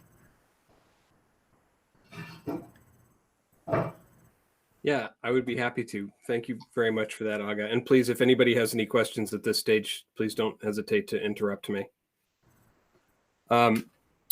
Thank you all very much for taking the time to take a look at this project and this offer. I'm very happy and honored to be here and speaking with you. I'm a third generation graduate of Morse High School, class of 2000. And so I'm especially pleased to be working on this and having this conversation with you. So as August so rightly pointed out, the terms of the contract allow Revision Energy to place RSU1's electrical load in this project that is shown in the contract, or another of our projects that are in our development queue. We have sort of two independent funnels of activity. One of them is signing net energy billing agreements with institutional customers like RSU1. And the separate funnel is our development funnel of projects of this kind. And so when you sign a net energy billing purchase and sale agreement like the one you have in front of you, it essentially puts you in the deli line to get the next available project that comes down the road. So what we've included in your contract is our project in Augusta, just north of Route 3, headed towards Belfast. And that's the project at this time that looks like it's the most likely to be built first. And so, you know, we find that during procurement, engineering, and construction of these projects, that the sort of completion dates can get shuffled around. But essentially, for the upcoming projects, we have to sign about 70 gigawatt hours or 70 million kilowatt hours of electrical load to fill those projects. We have about 20 gigawatt hours of load signed. And RSU1 is looking at an offer to take about 1.8 gigawatt hours. And so this sort of getting into line means that you're going to get the next project that comes along after the 20 gigawatt hours worth of projects that have signed previous to you. And that number, that goal for us is based on the strength of our development queue of the many projects that we have in line. But the three projects that we have that are roughly in the same development level of development, you know, including the one that's in your contract in Augusta. There's also another one in Whitefield and one in Sydney. These are the three projects that you're most likely to end up in. So let's talk about the Augusta project just briefly. You know, the steps that lead to reaching the place where we can start procuring components, beginning engineering and civil construction, and then proceeding with the project, it's a very long ramp.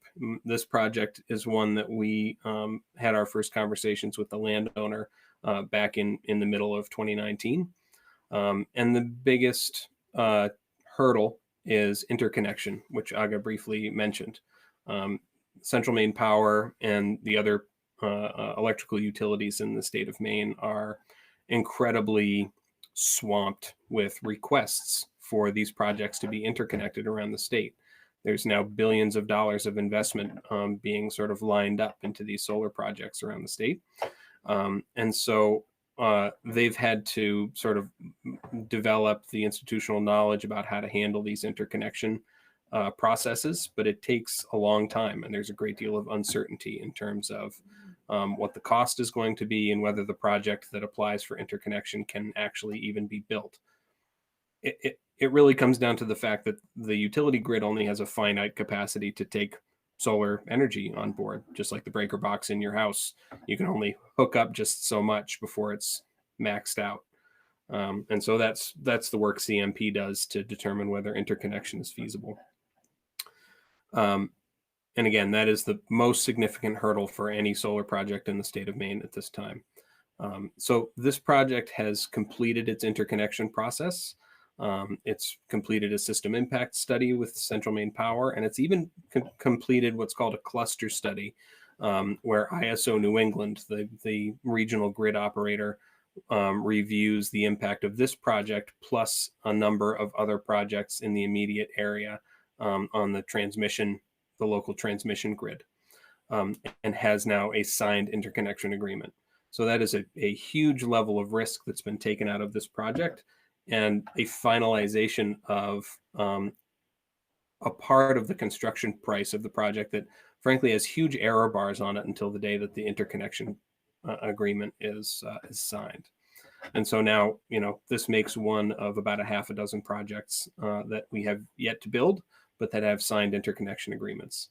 So other permitting hurdles include wetland delineation and site law permitting through Maine's DEP. This project has completed those hurdles as well, and so is very close to reaching the point where we can start procuring components. And so the hope is before the end of 2021, we will start construction by beginning to clear trees and having some of the construction components arrive on site in preparation for construction when the frost breaks in the spring. And all indications are that we will have it completed by the end of next year, along with a number of other projects that are on the same timeline that RSU1 could conceivably end up in. One item that I failed to mention that I think is important to take into consideration is if you've looked at the draft vote that is in your packet, it has a couple of whereas clauses, and you probably don't see school board votes that are this lengthy in your usual business workings. The reason that I'm recommending a vote that is lengthier than usual is for two reasons. One, this is a new program, as I mentioned, so there's a layer of complexity, and I think it's important for the district's record or the RSU's record to reflect that you have given some thought to the program components, and in particular the variables that come into play that can affect whether or not this is a good deal financially for the RSU. And so that's sort of the explanatory language that is associated in the vote. And to that end, I just wanted to draw your attention to the fact that with a % discount, a contract like this one, the biggest risk has been eliminated, and that is the risk that the cost of the contract will exceed the value of the monetary credit. That's not going to be an issue with this particular arrangement. There are a couple of other speculative risks, however, associated with these projects, and one is somewhat within your control and one is totally out of your control. So the one that's totally out of your control is a situation that none of us might foresee, which is a total change to the mechanism by which we procure our electricity. If something happens and we eliminate the utility grid, you will be on the losing end of this deal, because you are truly committing to financing the construction of this project for the next 20 years, or at least effectively financing 40 some odd % of the solar project over the next 20 years. That's why this is called a firm contract. I have no reason to believe, I'm not an electrical engineer or an expert in energy, and I have no reason to believe that would happen, but I just, as a legal matter, I just wanted you to know that is one speculative element of this project. It assumes that the way we generate and procure electricity will not change for the next 20 years. And then the second piece that is more in your control is how much you decide to purchase. So the vote makes mention of this and commits, if you accept the vote, would allow the superintendent to purchase the quantum of net energy billing credits that is equal to something less than the RSU's historical annual electricity expenditures. And so what we want to try to avoid there is a situation where you over purchase credits, because if you don't use them, you essentially lose them. They do have an expiration date on them. So what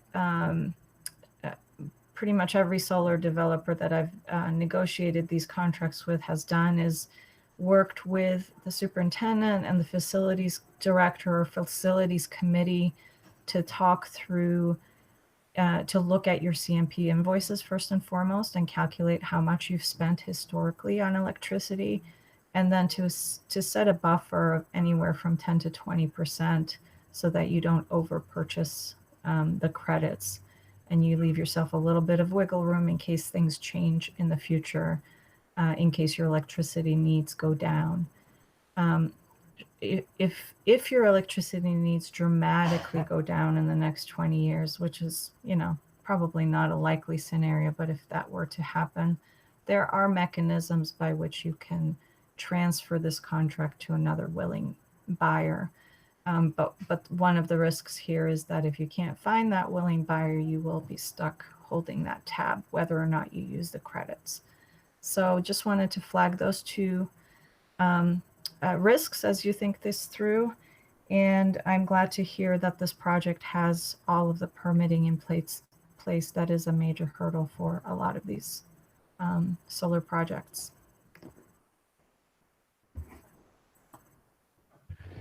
Okay, thanks. That is a lot for sure. I'm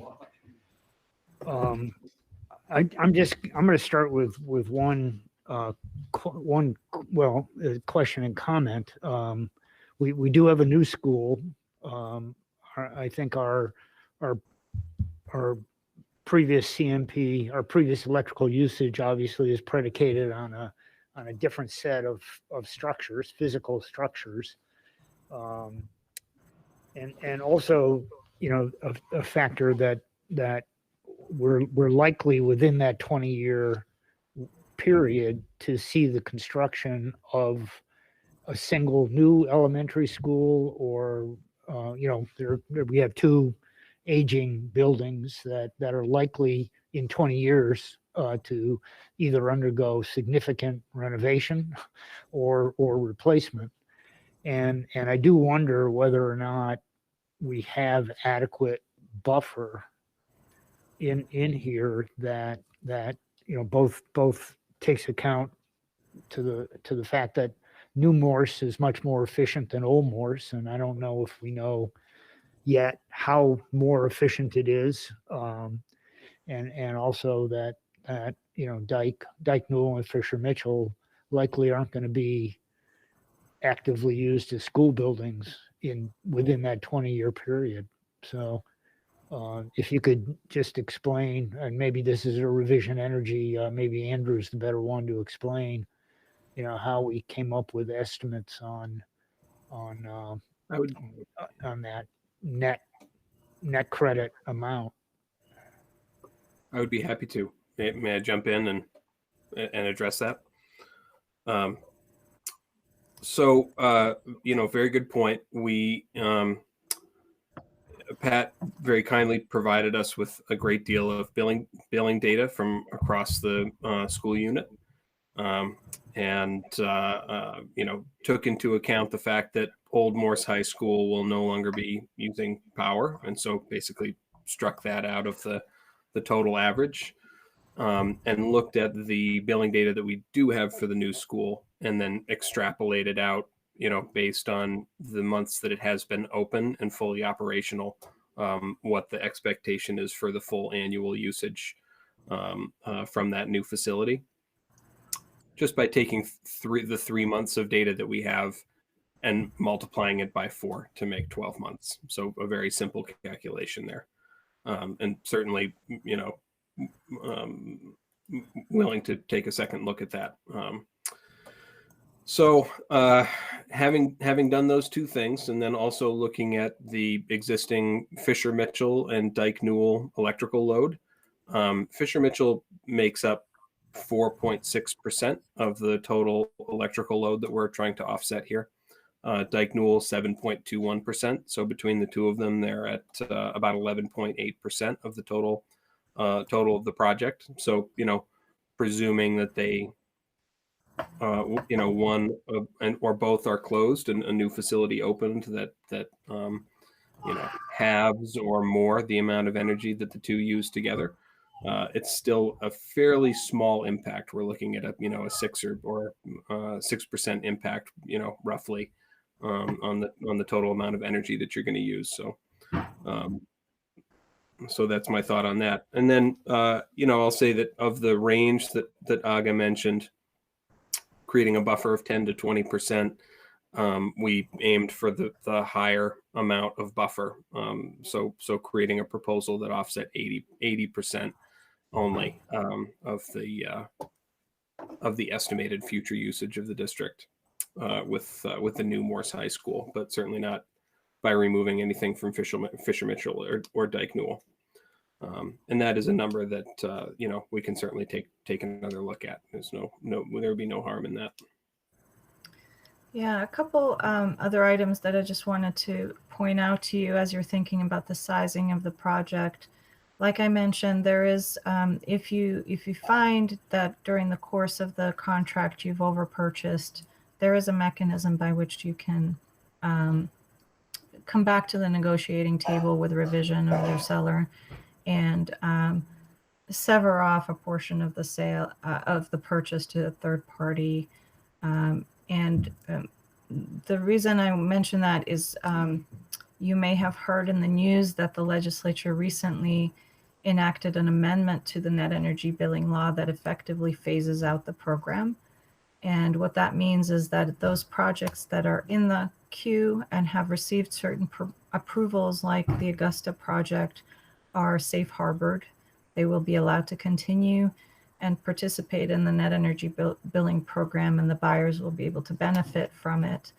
But future solar projects will not qualify under this net energy billing program. There may be others in the future, but the general sentiment is that if there is a part 2 to net energy billing, it's probably not going to be as financially attractive as part 1, this one that you are looking at. So I suspect that there will be some pretty willing buyers if you find that you've overpurchased.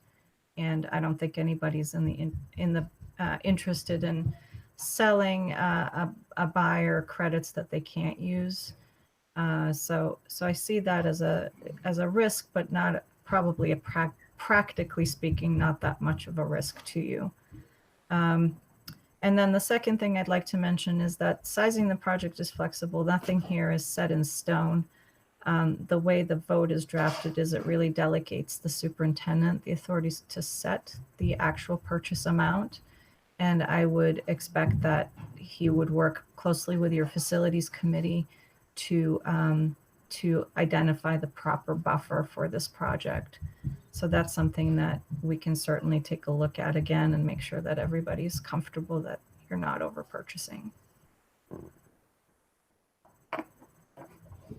Okay, thanks, Aga. Questions? Okay, Yeah. yeah. Lou? Yeah. Hi, Aga. It's Lou Wenzel. You're gonna have to simplify this for me. I think I'm pretty bright, but apparently not bright enough. So so I understand there's an overall savings. What I'm trying to grasp is that the savings takes into account we pay a certain price per kilowatt hour or something, and then so we're paying that, we're going to get the credit, so we're getting a certain savings on the bill. But does that take into account then, is that savings before or after you take into account what we paid Revision Energy? Yeah, I'm not finding, I know there's all kinds of numbers in front of me, but I can't figure it out. Yeah, that's after you pay Revision Energy, and that's a great question. I mean, the accounting here is it's not direct, it's not clear because you're dealing with two different entities. So like I said, you're still going to get your CMP bill, but if you enter into this contract with Revision, your CMP bill will be dramatically lower. So right now, I think you're paying something in the range of $280,000 a year for your electricity across all of your accounts. And so what you would be doing is paying, sending out a bill to Revision to buy the credits at this discounted rate, and then getting the savings to show up on your CMP bill. And the difference between those two, a lower, the sum of those two, a lower CMP bill and the Revision bill, when you stack those together, those will be less than the current bill that you're So paying. it's still, so when I'm looking at this where it says a savings of approximately 40,000, that's those two bills combined is still That going is to be 40,000 less. Okay. Yeah, that is taking into consideration that you're also paying a monthly invoice to Revision. Right. Okay. I just want to make sure that's what I was looking at. Thank you. Okay, any others with questions at this point? Yeah, Lorna? I'll go over my immediate questions, but I'm sure I'll have more at some point. This is an action item tonight, potentially, to sign the contract. I mean, Potentially to, yeah. I didn't see that we actually got the contract before tonight, right? We didn't get all of this tonight in front of us. That's right. We sent you a sample contract via email on Friday, just because Augur and Andrew were going back and forth on it. But it's really the motion is to, enter it, and then I would execute the contract with Revision. But Okay. I mean, I would say this, that we have, with Revision, we have talked closely with some of our counterparts, municipalities and school districts around us in the Mid-Coast area and to the south. And again, it doesn't have to be voted on this meeting, but as far as a timing aspect, if the board is comfortable doing this, is so that we can move ahead, get in the queue, and see these savings of, over a 20-year period. So anyway. So the immediate question is, I understand that there's lawyer fees for writing up the contract, but when you're looking at the life of a contract and all of the things that come up, I mean, certainly reality is that would be additional legal fees for us potentially. So while we have savings on the electrical side, we are potentially looking at an increase in our different cost center, but an increase in our professional fees. Would that be safe to say, first of all? Just the execution and monitoring of the contract and things that could come up in the pipeline on the project that would need to be responded to by Drummond and Woodsum. We could be looking at an increase in that cost center. Is that right? I mean, I haven't been through one of these, Augur. When you do a contract, have you had a lot of ongoing pieces come up? Yeah, so the biggest, so this program is new. I mean, the oldest contract is about 1.5 years old right now. And I can tell you that during those early years, the piece of legal work that still remains is making sure that all of the, there are 2 categories of documents that need to be executed. One set with CMP that actually gets you enrolled in the program. And I'm usually not involved in that. It's a matter of making sure that all of your accounts are properly listed and that you're entering into this, filling out the forms correctly. And Revision typically does that work with the buyers and will provide you with those documents. The second category of documents, it relates to the financing of the project. So Revision Energy will enter into a separate agreement with an investor, a bank, a lender, to borrow the money to construct this solar farm. And oftentimes those lenders, just like when you enter into a mortgage, will require certain documentation. And what they typically require is effectively an affidavit from the RSU that says that you've entered into this contract lawfully, that you have the power and the authority to do so, that nobody is in default, that all payments that had to have been made have been made. It's sort of standard stuff. Some of those, these are called Estoppel Certificates, and some of those can be very lengthy and take some time to review. I'm happy to say that the sellers have acknowledged that this can be an onerous process for the buyers, and there's a provision in your contract that puts the cost on up to $1,500 of that cost, including legal fees, on the sellers for each one of those transactions. So in my experience, the costs never rise to that level, but you're not on the hook for them anyway. So those are sort of the early transactional documents that happen after you execute one of these contracts. Thereafter, the only time Drummond Woodsum would get involved on your behalf is if there's a problem. So if, for example, you've, let's just take a hypothetical that 10 or 15 years into this into this contract, you have a severe unanticipated declining enrollment that causes you to have to shut down a school.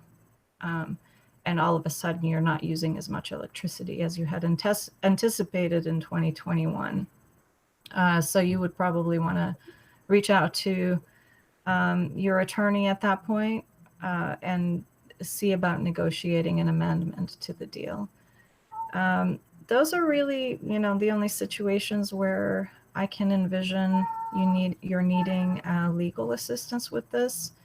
My expectation is that once these contracts are executed and the solar projects are up and running, it's really like any other contract that you enter into for services, goods or services. You may need to revisit them every so often, but it's usually not a significant legal endeavor. And with this one, I will also mention that because revision has been I've negotiated this form of contract with revision on behalf of basically several dozen other school districts. It's pretty well vetted at this point, and the legal review did not take me long at all to do. So I hope you'll find that the fee for this initial review is pretty reasonable. Thank you. I'm just gonna ask to Oh, yeah. break for a minute. We have a policy here not to extend our meetings beyond 8 o'clock without the board voting in on it. So do I have a motion to extend the meeting? I have a motion by Lou, second by Bill. All in favor? Any opposed? No. Okay. Sorry. And I do recognize it was fully vetted by our facilities committee, so I'm not looking to do that here at all. My other kind of more pressing question that comes immediately to mind is, so my understanding is within the length of that contract over 20 years, and maybe Dave would want to chime in here, would we have incentive or miss opportunity for other potential renewable projects? I mean, so we're kind of locked into solar for 20 years. That's my understanding. And then even when I think of building efficiencies, and if I'm going off the rails, tell me, Dave, but if we try to make efficiencies into our buildings even better, are we working against ourselves? Does that make any sense? If anyone wants to chime in. I would love to address that question. It's a two-part question. The first part is future renewable energy opportunities that may be missed by signing a 20-year contract. We certainly, there's a certain level of crystal ball gazing that comes with a question like that, and like wondering, what could the disruptive technology of the future be? If you sign this contract today, along with so many other school districts in the state of Maine, 10 years from now, when somebody comes out with miniaturized cold fusion the size of a Volkswagen that all the other school districts are now putting in their basement and getting power for a penny instead. That would be a bummer. So it's hard to predict those disruptive technologies. One thing I will say is that the greatest sort of energy generation technology in the world still, in most cases, is going to have to interact with the utility grid. And this net energy billing program is restricted to the distribution side of the grid. So rather than being on the high tension, high voltage lines, it is on the portion of the utility grid that goes through the neighborhood and feeds medium and low voltage power into our homes and businesses and schools. And as we discussed briefly previous in the conversation with regards to interconnection, that part of the grid only has a very limited capability to take on new renewable energy projects or sort of energy backfeed of any kind. And that is on a very short time cycle of being used up, that capacity, by this boom in solar production. And this is, of course, the primary reason why the legislature has made changes to the net metering rule to begin to roll it back, because we sort of reached a level of development where it's hitting critical mass in terms of grid penetration in the state of Maine. So future renewable energy opportunities, the technology, could arrive, but the ability to interconnect it with the utility grid is going to be limited for a very long time, until the grid is sort of scaled up because of population growth and the growth of additional electrical loads in the neighborhoods of the state of Maine. So I think that future opportunities to be involved in renewable energy or other energy generation projects is really going to be limited by that in the state of Maine. The second part of your question, building efficiencies,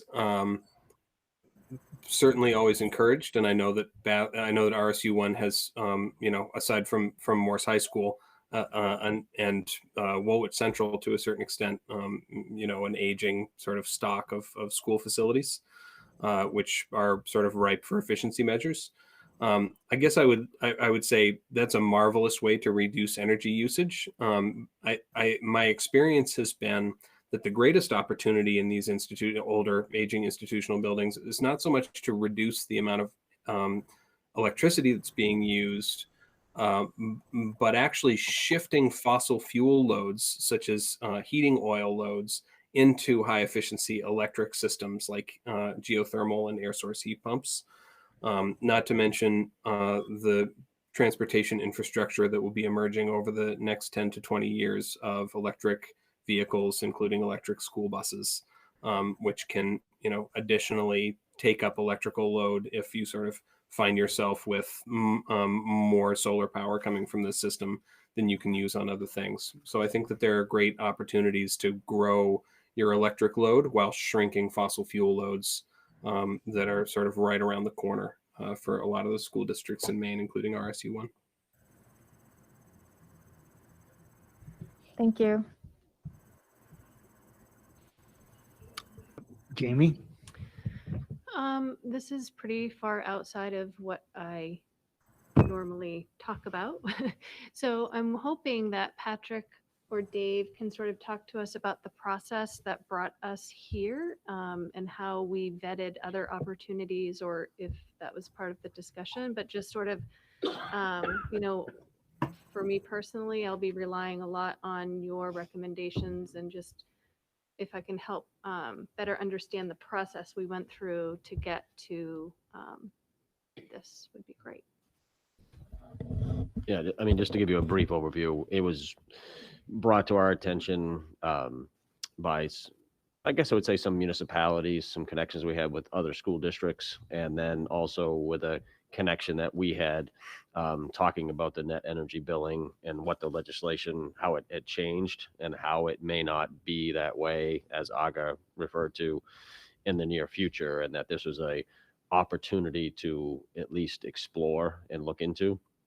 And so Revision happened to reach out to us as our first vendor, and we listened. And much like you tonight, I think Dave and I walked out of there saying, that's all we have to pay, and this is, we're going to save this much money. I think Bill and Alan talked about, 20 years is a lot. It's a big commitment. So, we went back, and we actually, somebody else in one of our communities had a connection to another couple of companies. And so we wanted to, not just listen to one vendor. So we invited that company to come in, and they represented two other companies. One was for a 10-year agreement, one was for a 20. And so the facilities committee, discussed those and the pros and cons of both.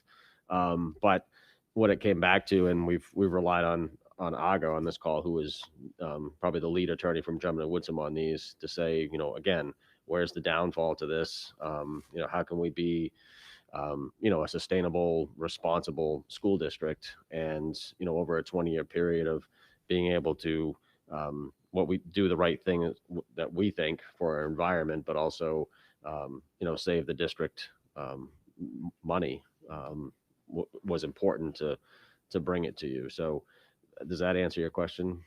Okay. Yeah, my first reaction when the first presentation occurred was like, 20 years? This is too good to be true. Pat, Dave, do some research. Talk to other districts. Are there other districts that are doing more? So we sent superintendent and the facilities director out with a charge to look into what was going on, what other systems districts were utilizing the program, what other vendors were out there that might offer a different deal or a better deal than Envision, and bring it back to us. And they did that. And the results of that are pretty much included in all of the paperwork and the oral presentation that's been made tonight. And I would say the Camden School District and Brunswick were two that we had, some fairly lengthy conversations with, that are using Revision and are, have entered a contract with them.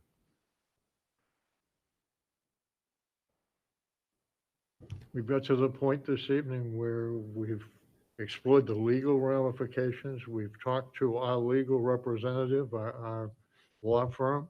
They're experienced. This young lady is experienced in dealing with this specific issue and the specific vendor, and has brought this forth to us very honestly this evening with the pros and cons, but the pros seem to outweigh the cons.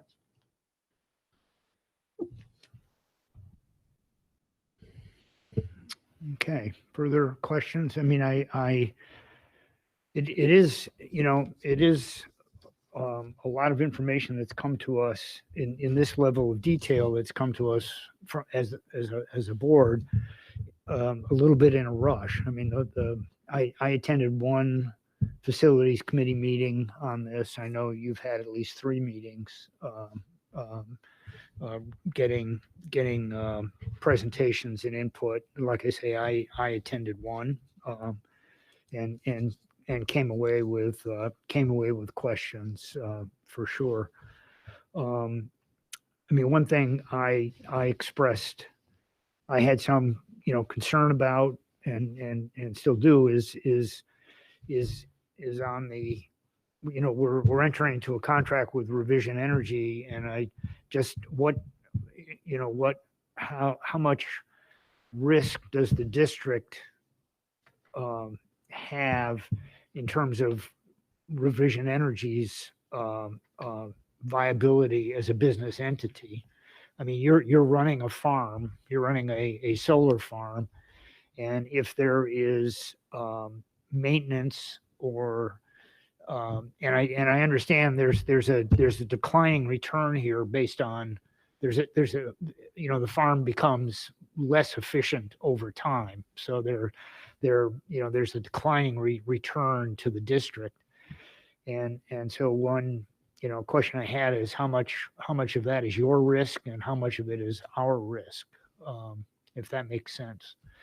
I mean, if a tornado comes through and wipes out the farm, for example, I mean, what does that mean? What does that mean to us as I don't know. That's part of the question.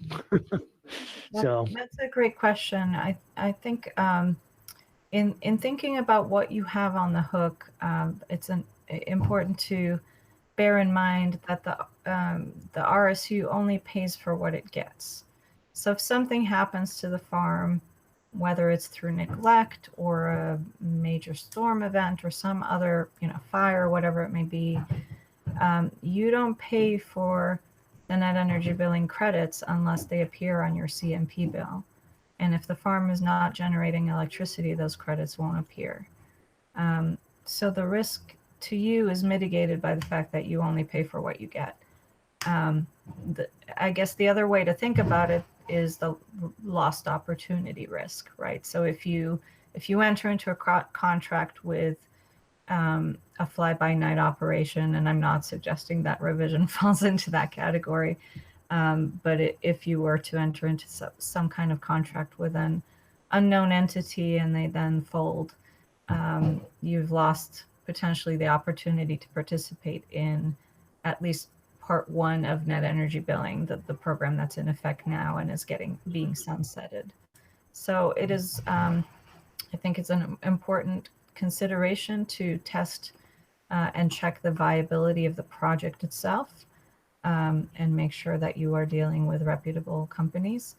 I do want to flag for you just a minor technicality that none of these contracts are actually with revision. They are going to be assigned as soon as the ink dries on this, they will be assigned to a lender, to an investment LLC somewhere out there. So that will be the bilateral relationship will be with the RSU and the LLC that is financing this project. But there is a requirement under this contract that revision construct, maintain, and operate the facility itself. So that's the connection to this company. and the subsequent owner of the project is not in a position to modify the terms of the agreement. Not without your consent.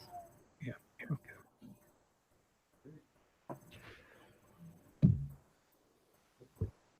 Further questions? So we can, Aga, maybe you can weigh in on this too. If the board, again, I know this is, this isn't in my, expertise area. I've had to learn a lot over the last couple of months. If the board wants time to process this, and come back in November, Aga, it's, your prerogative to do that. I know it's a lot of information, and if you want to send me questions over the next couple of weeks to get answers to and come back in November and vote, if you're more comfortable doing that because it's a 20-year commitment, then that's the board's call. Yeah, and that's not out of the ordinary. In the projects that I've worked on, school boards often take a few meetings to process. This is complicated stuff. It's new. It takes a little time for it to sink in. To be honest with you, the first time I was made aware of this program, I had the same reaction as you all did, which is, what is this, some kind of a Ponzi scheme? What's going on here? It does sound too good to be true. And it's only until once you dig in and really let this information settle in and get your questions answered, that boards tend to become comfortable with the concept. Yeah, I was going to say that if the board is not comfortable with taking a vote tonight, then we'll bring it back. There is that timing issue though, in terms of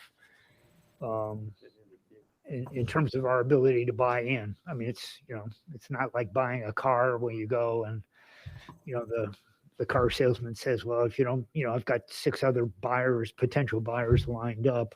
I don't think it's quite that dramatic, but there is a time element here. So, if the board would like to take some more time, if folks have questions, we just did, get some of these sheets tonight. I understand that. So there certainly is reason to want to take it back and read it through and get more comfortable with the information in front of you. present questions to Patrick, he can get them to Aga or to Andrew, and we can get some answers back. But if we're going to do this based on the information we have in front of us, we should act within a meeting or two on this. So, but go ahead, Lorna. And just that makes me feel better. And also just while Andrew's here, certainly solar is wonderful as far as for the environment and for carbon emissions. But can you speak to these farms don't last forever. So what happens to all of the panels and the infrastructure as far as are they recyclable? Do they go into a landfill? Do they get shipped to China? And who knows where they end up? Could you speak to that? Yeah, I would be happy to.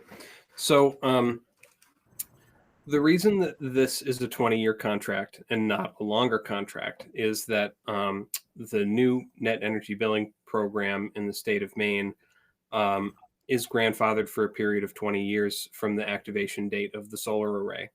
And so after that system's been running for 20 years, then, on the first day of the 21st year, whatever new, whether it's a net billing or some other program that is in place in the state of Maine at that time, will take hold.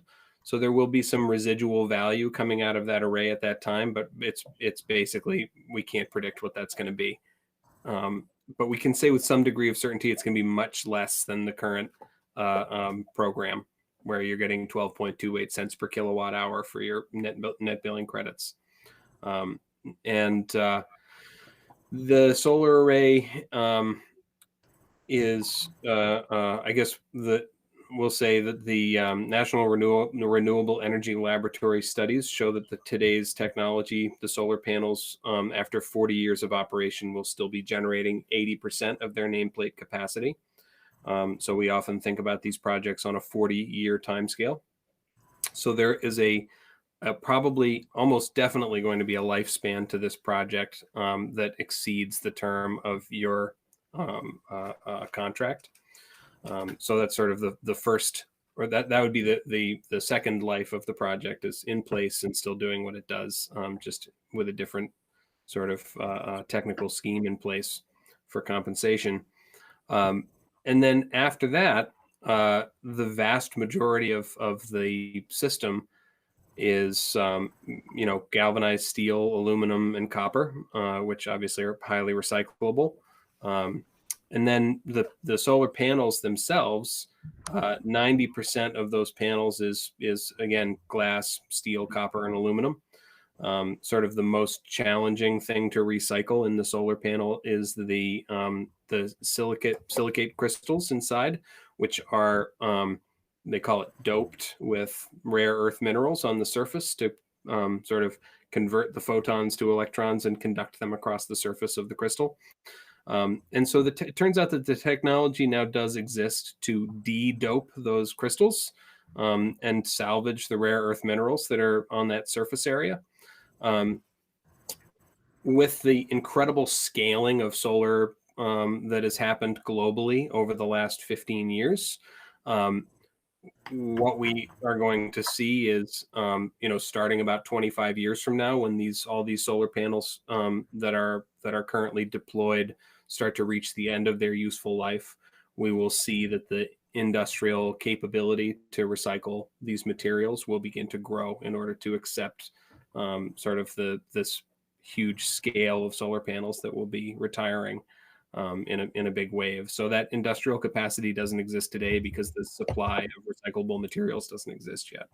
All indications are that recycling of these components will be complete and very effective when the time comes. Thank you. Yeah.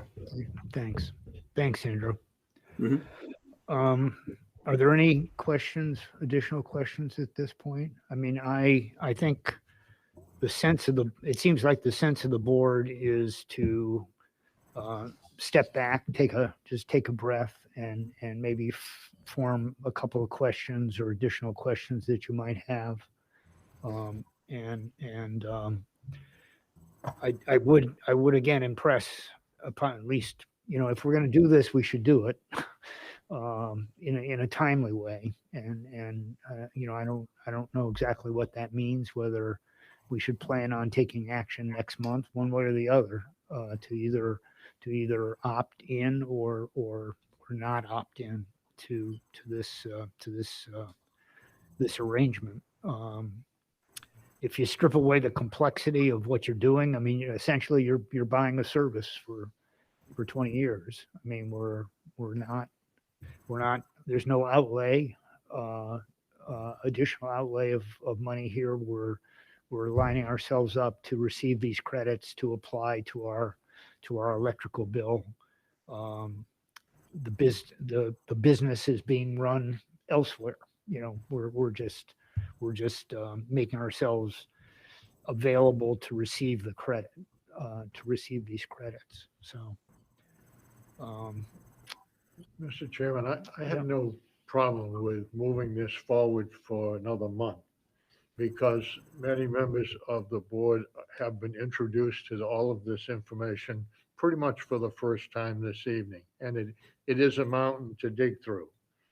But I really want to go forward with this project. I feel very strongly about it, the environmental impact of it and the savings that will basically buy books and technology for our kids in future years. So I want to move forward with it. I have no objection to moving it to the November meeting. yeah, thanks, Bill. Anyone else have comments, please?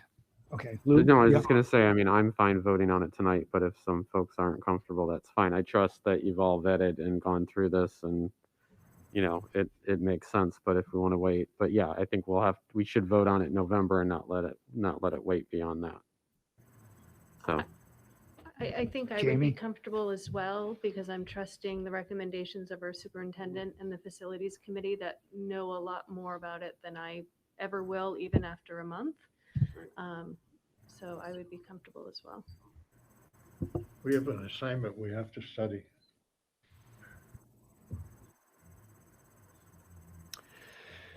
Okay, let's put this on as an action item for November. Like I said, I don't want to put members in a position where they feel they have to take a vote on something that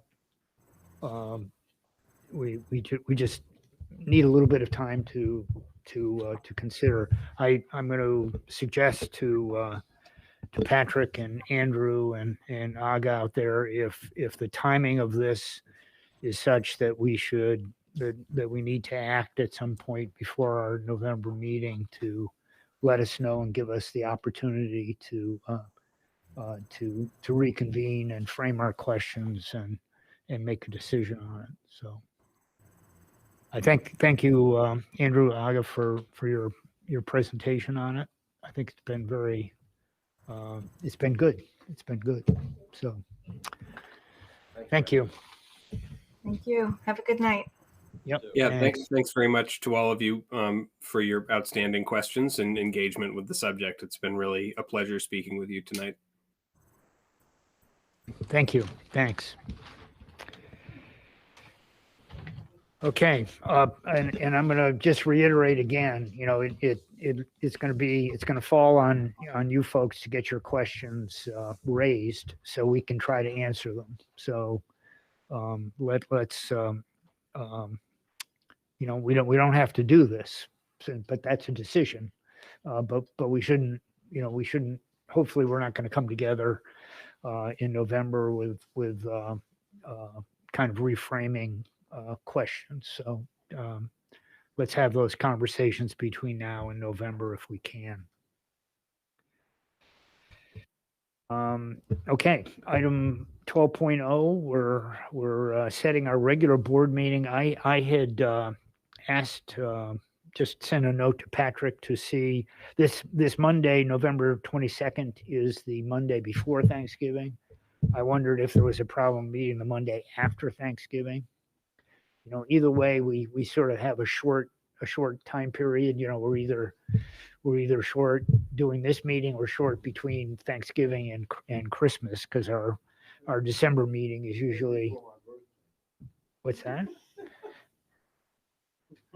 So I would ask that we change the date from November 22nd to November 29th.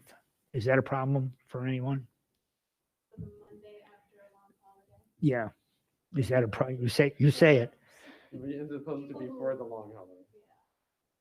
People what? I just, you know, you think about people who work in schools, children, Monday after a long holiday might be more difficult, but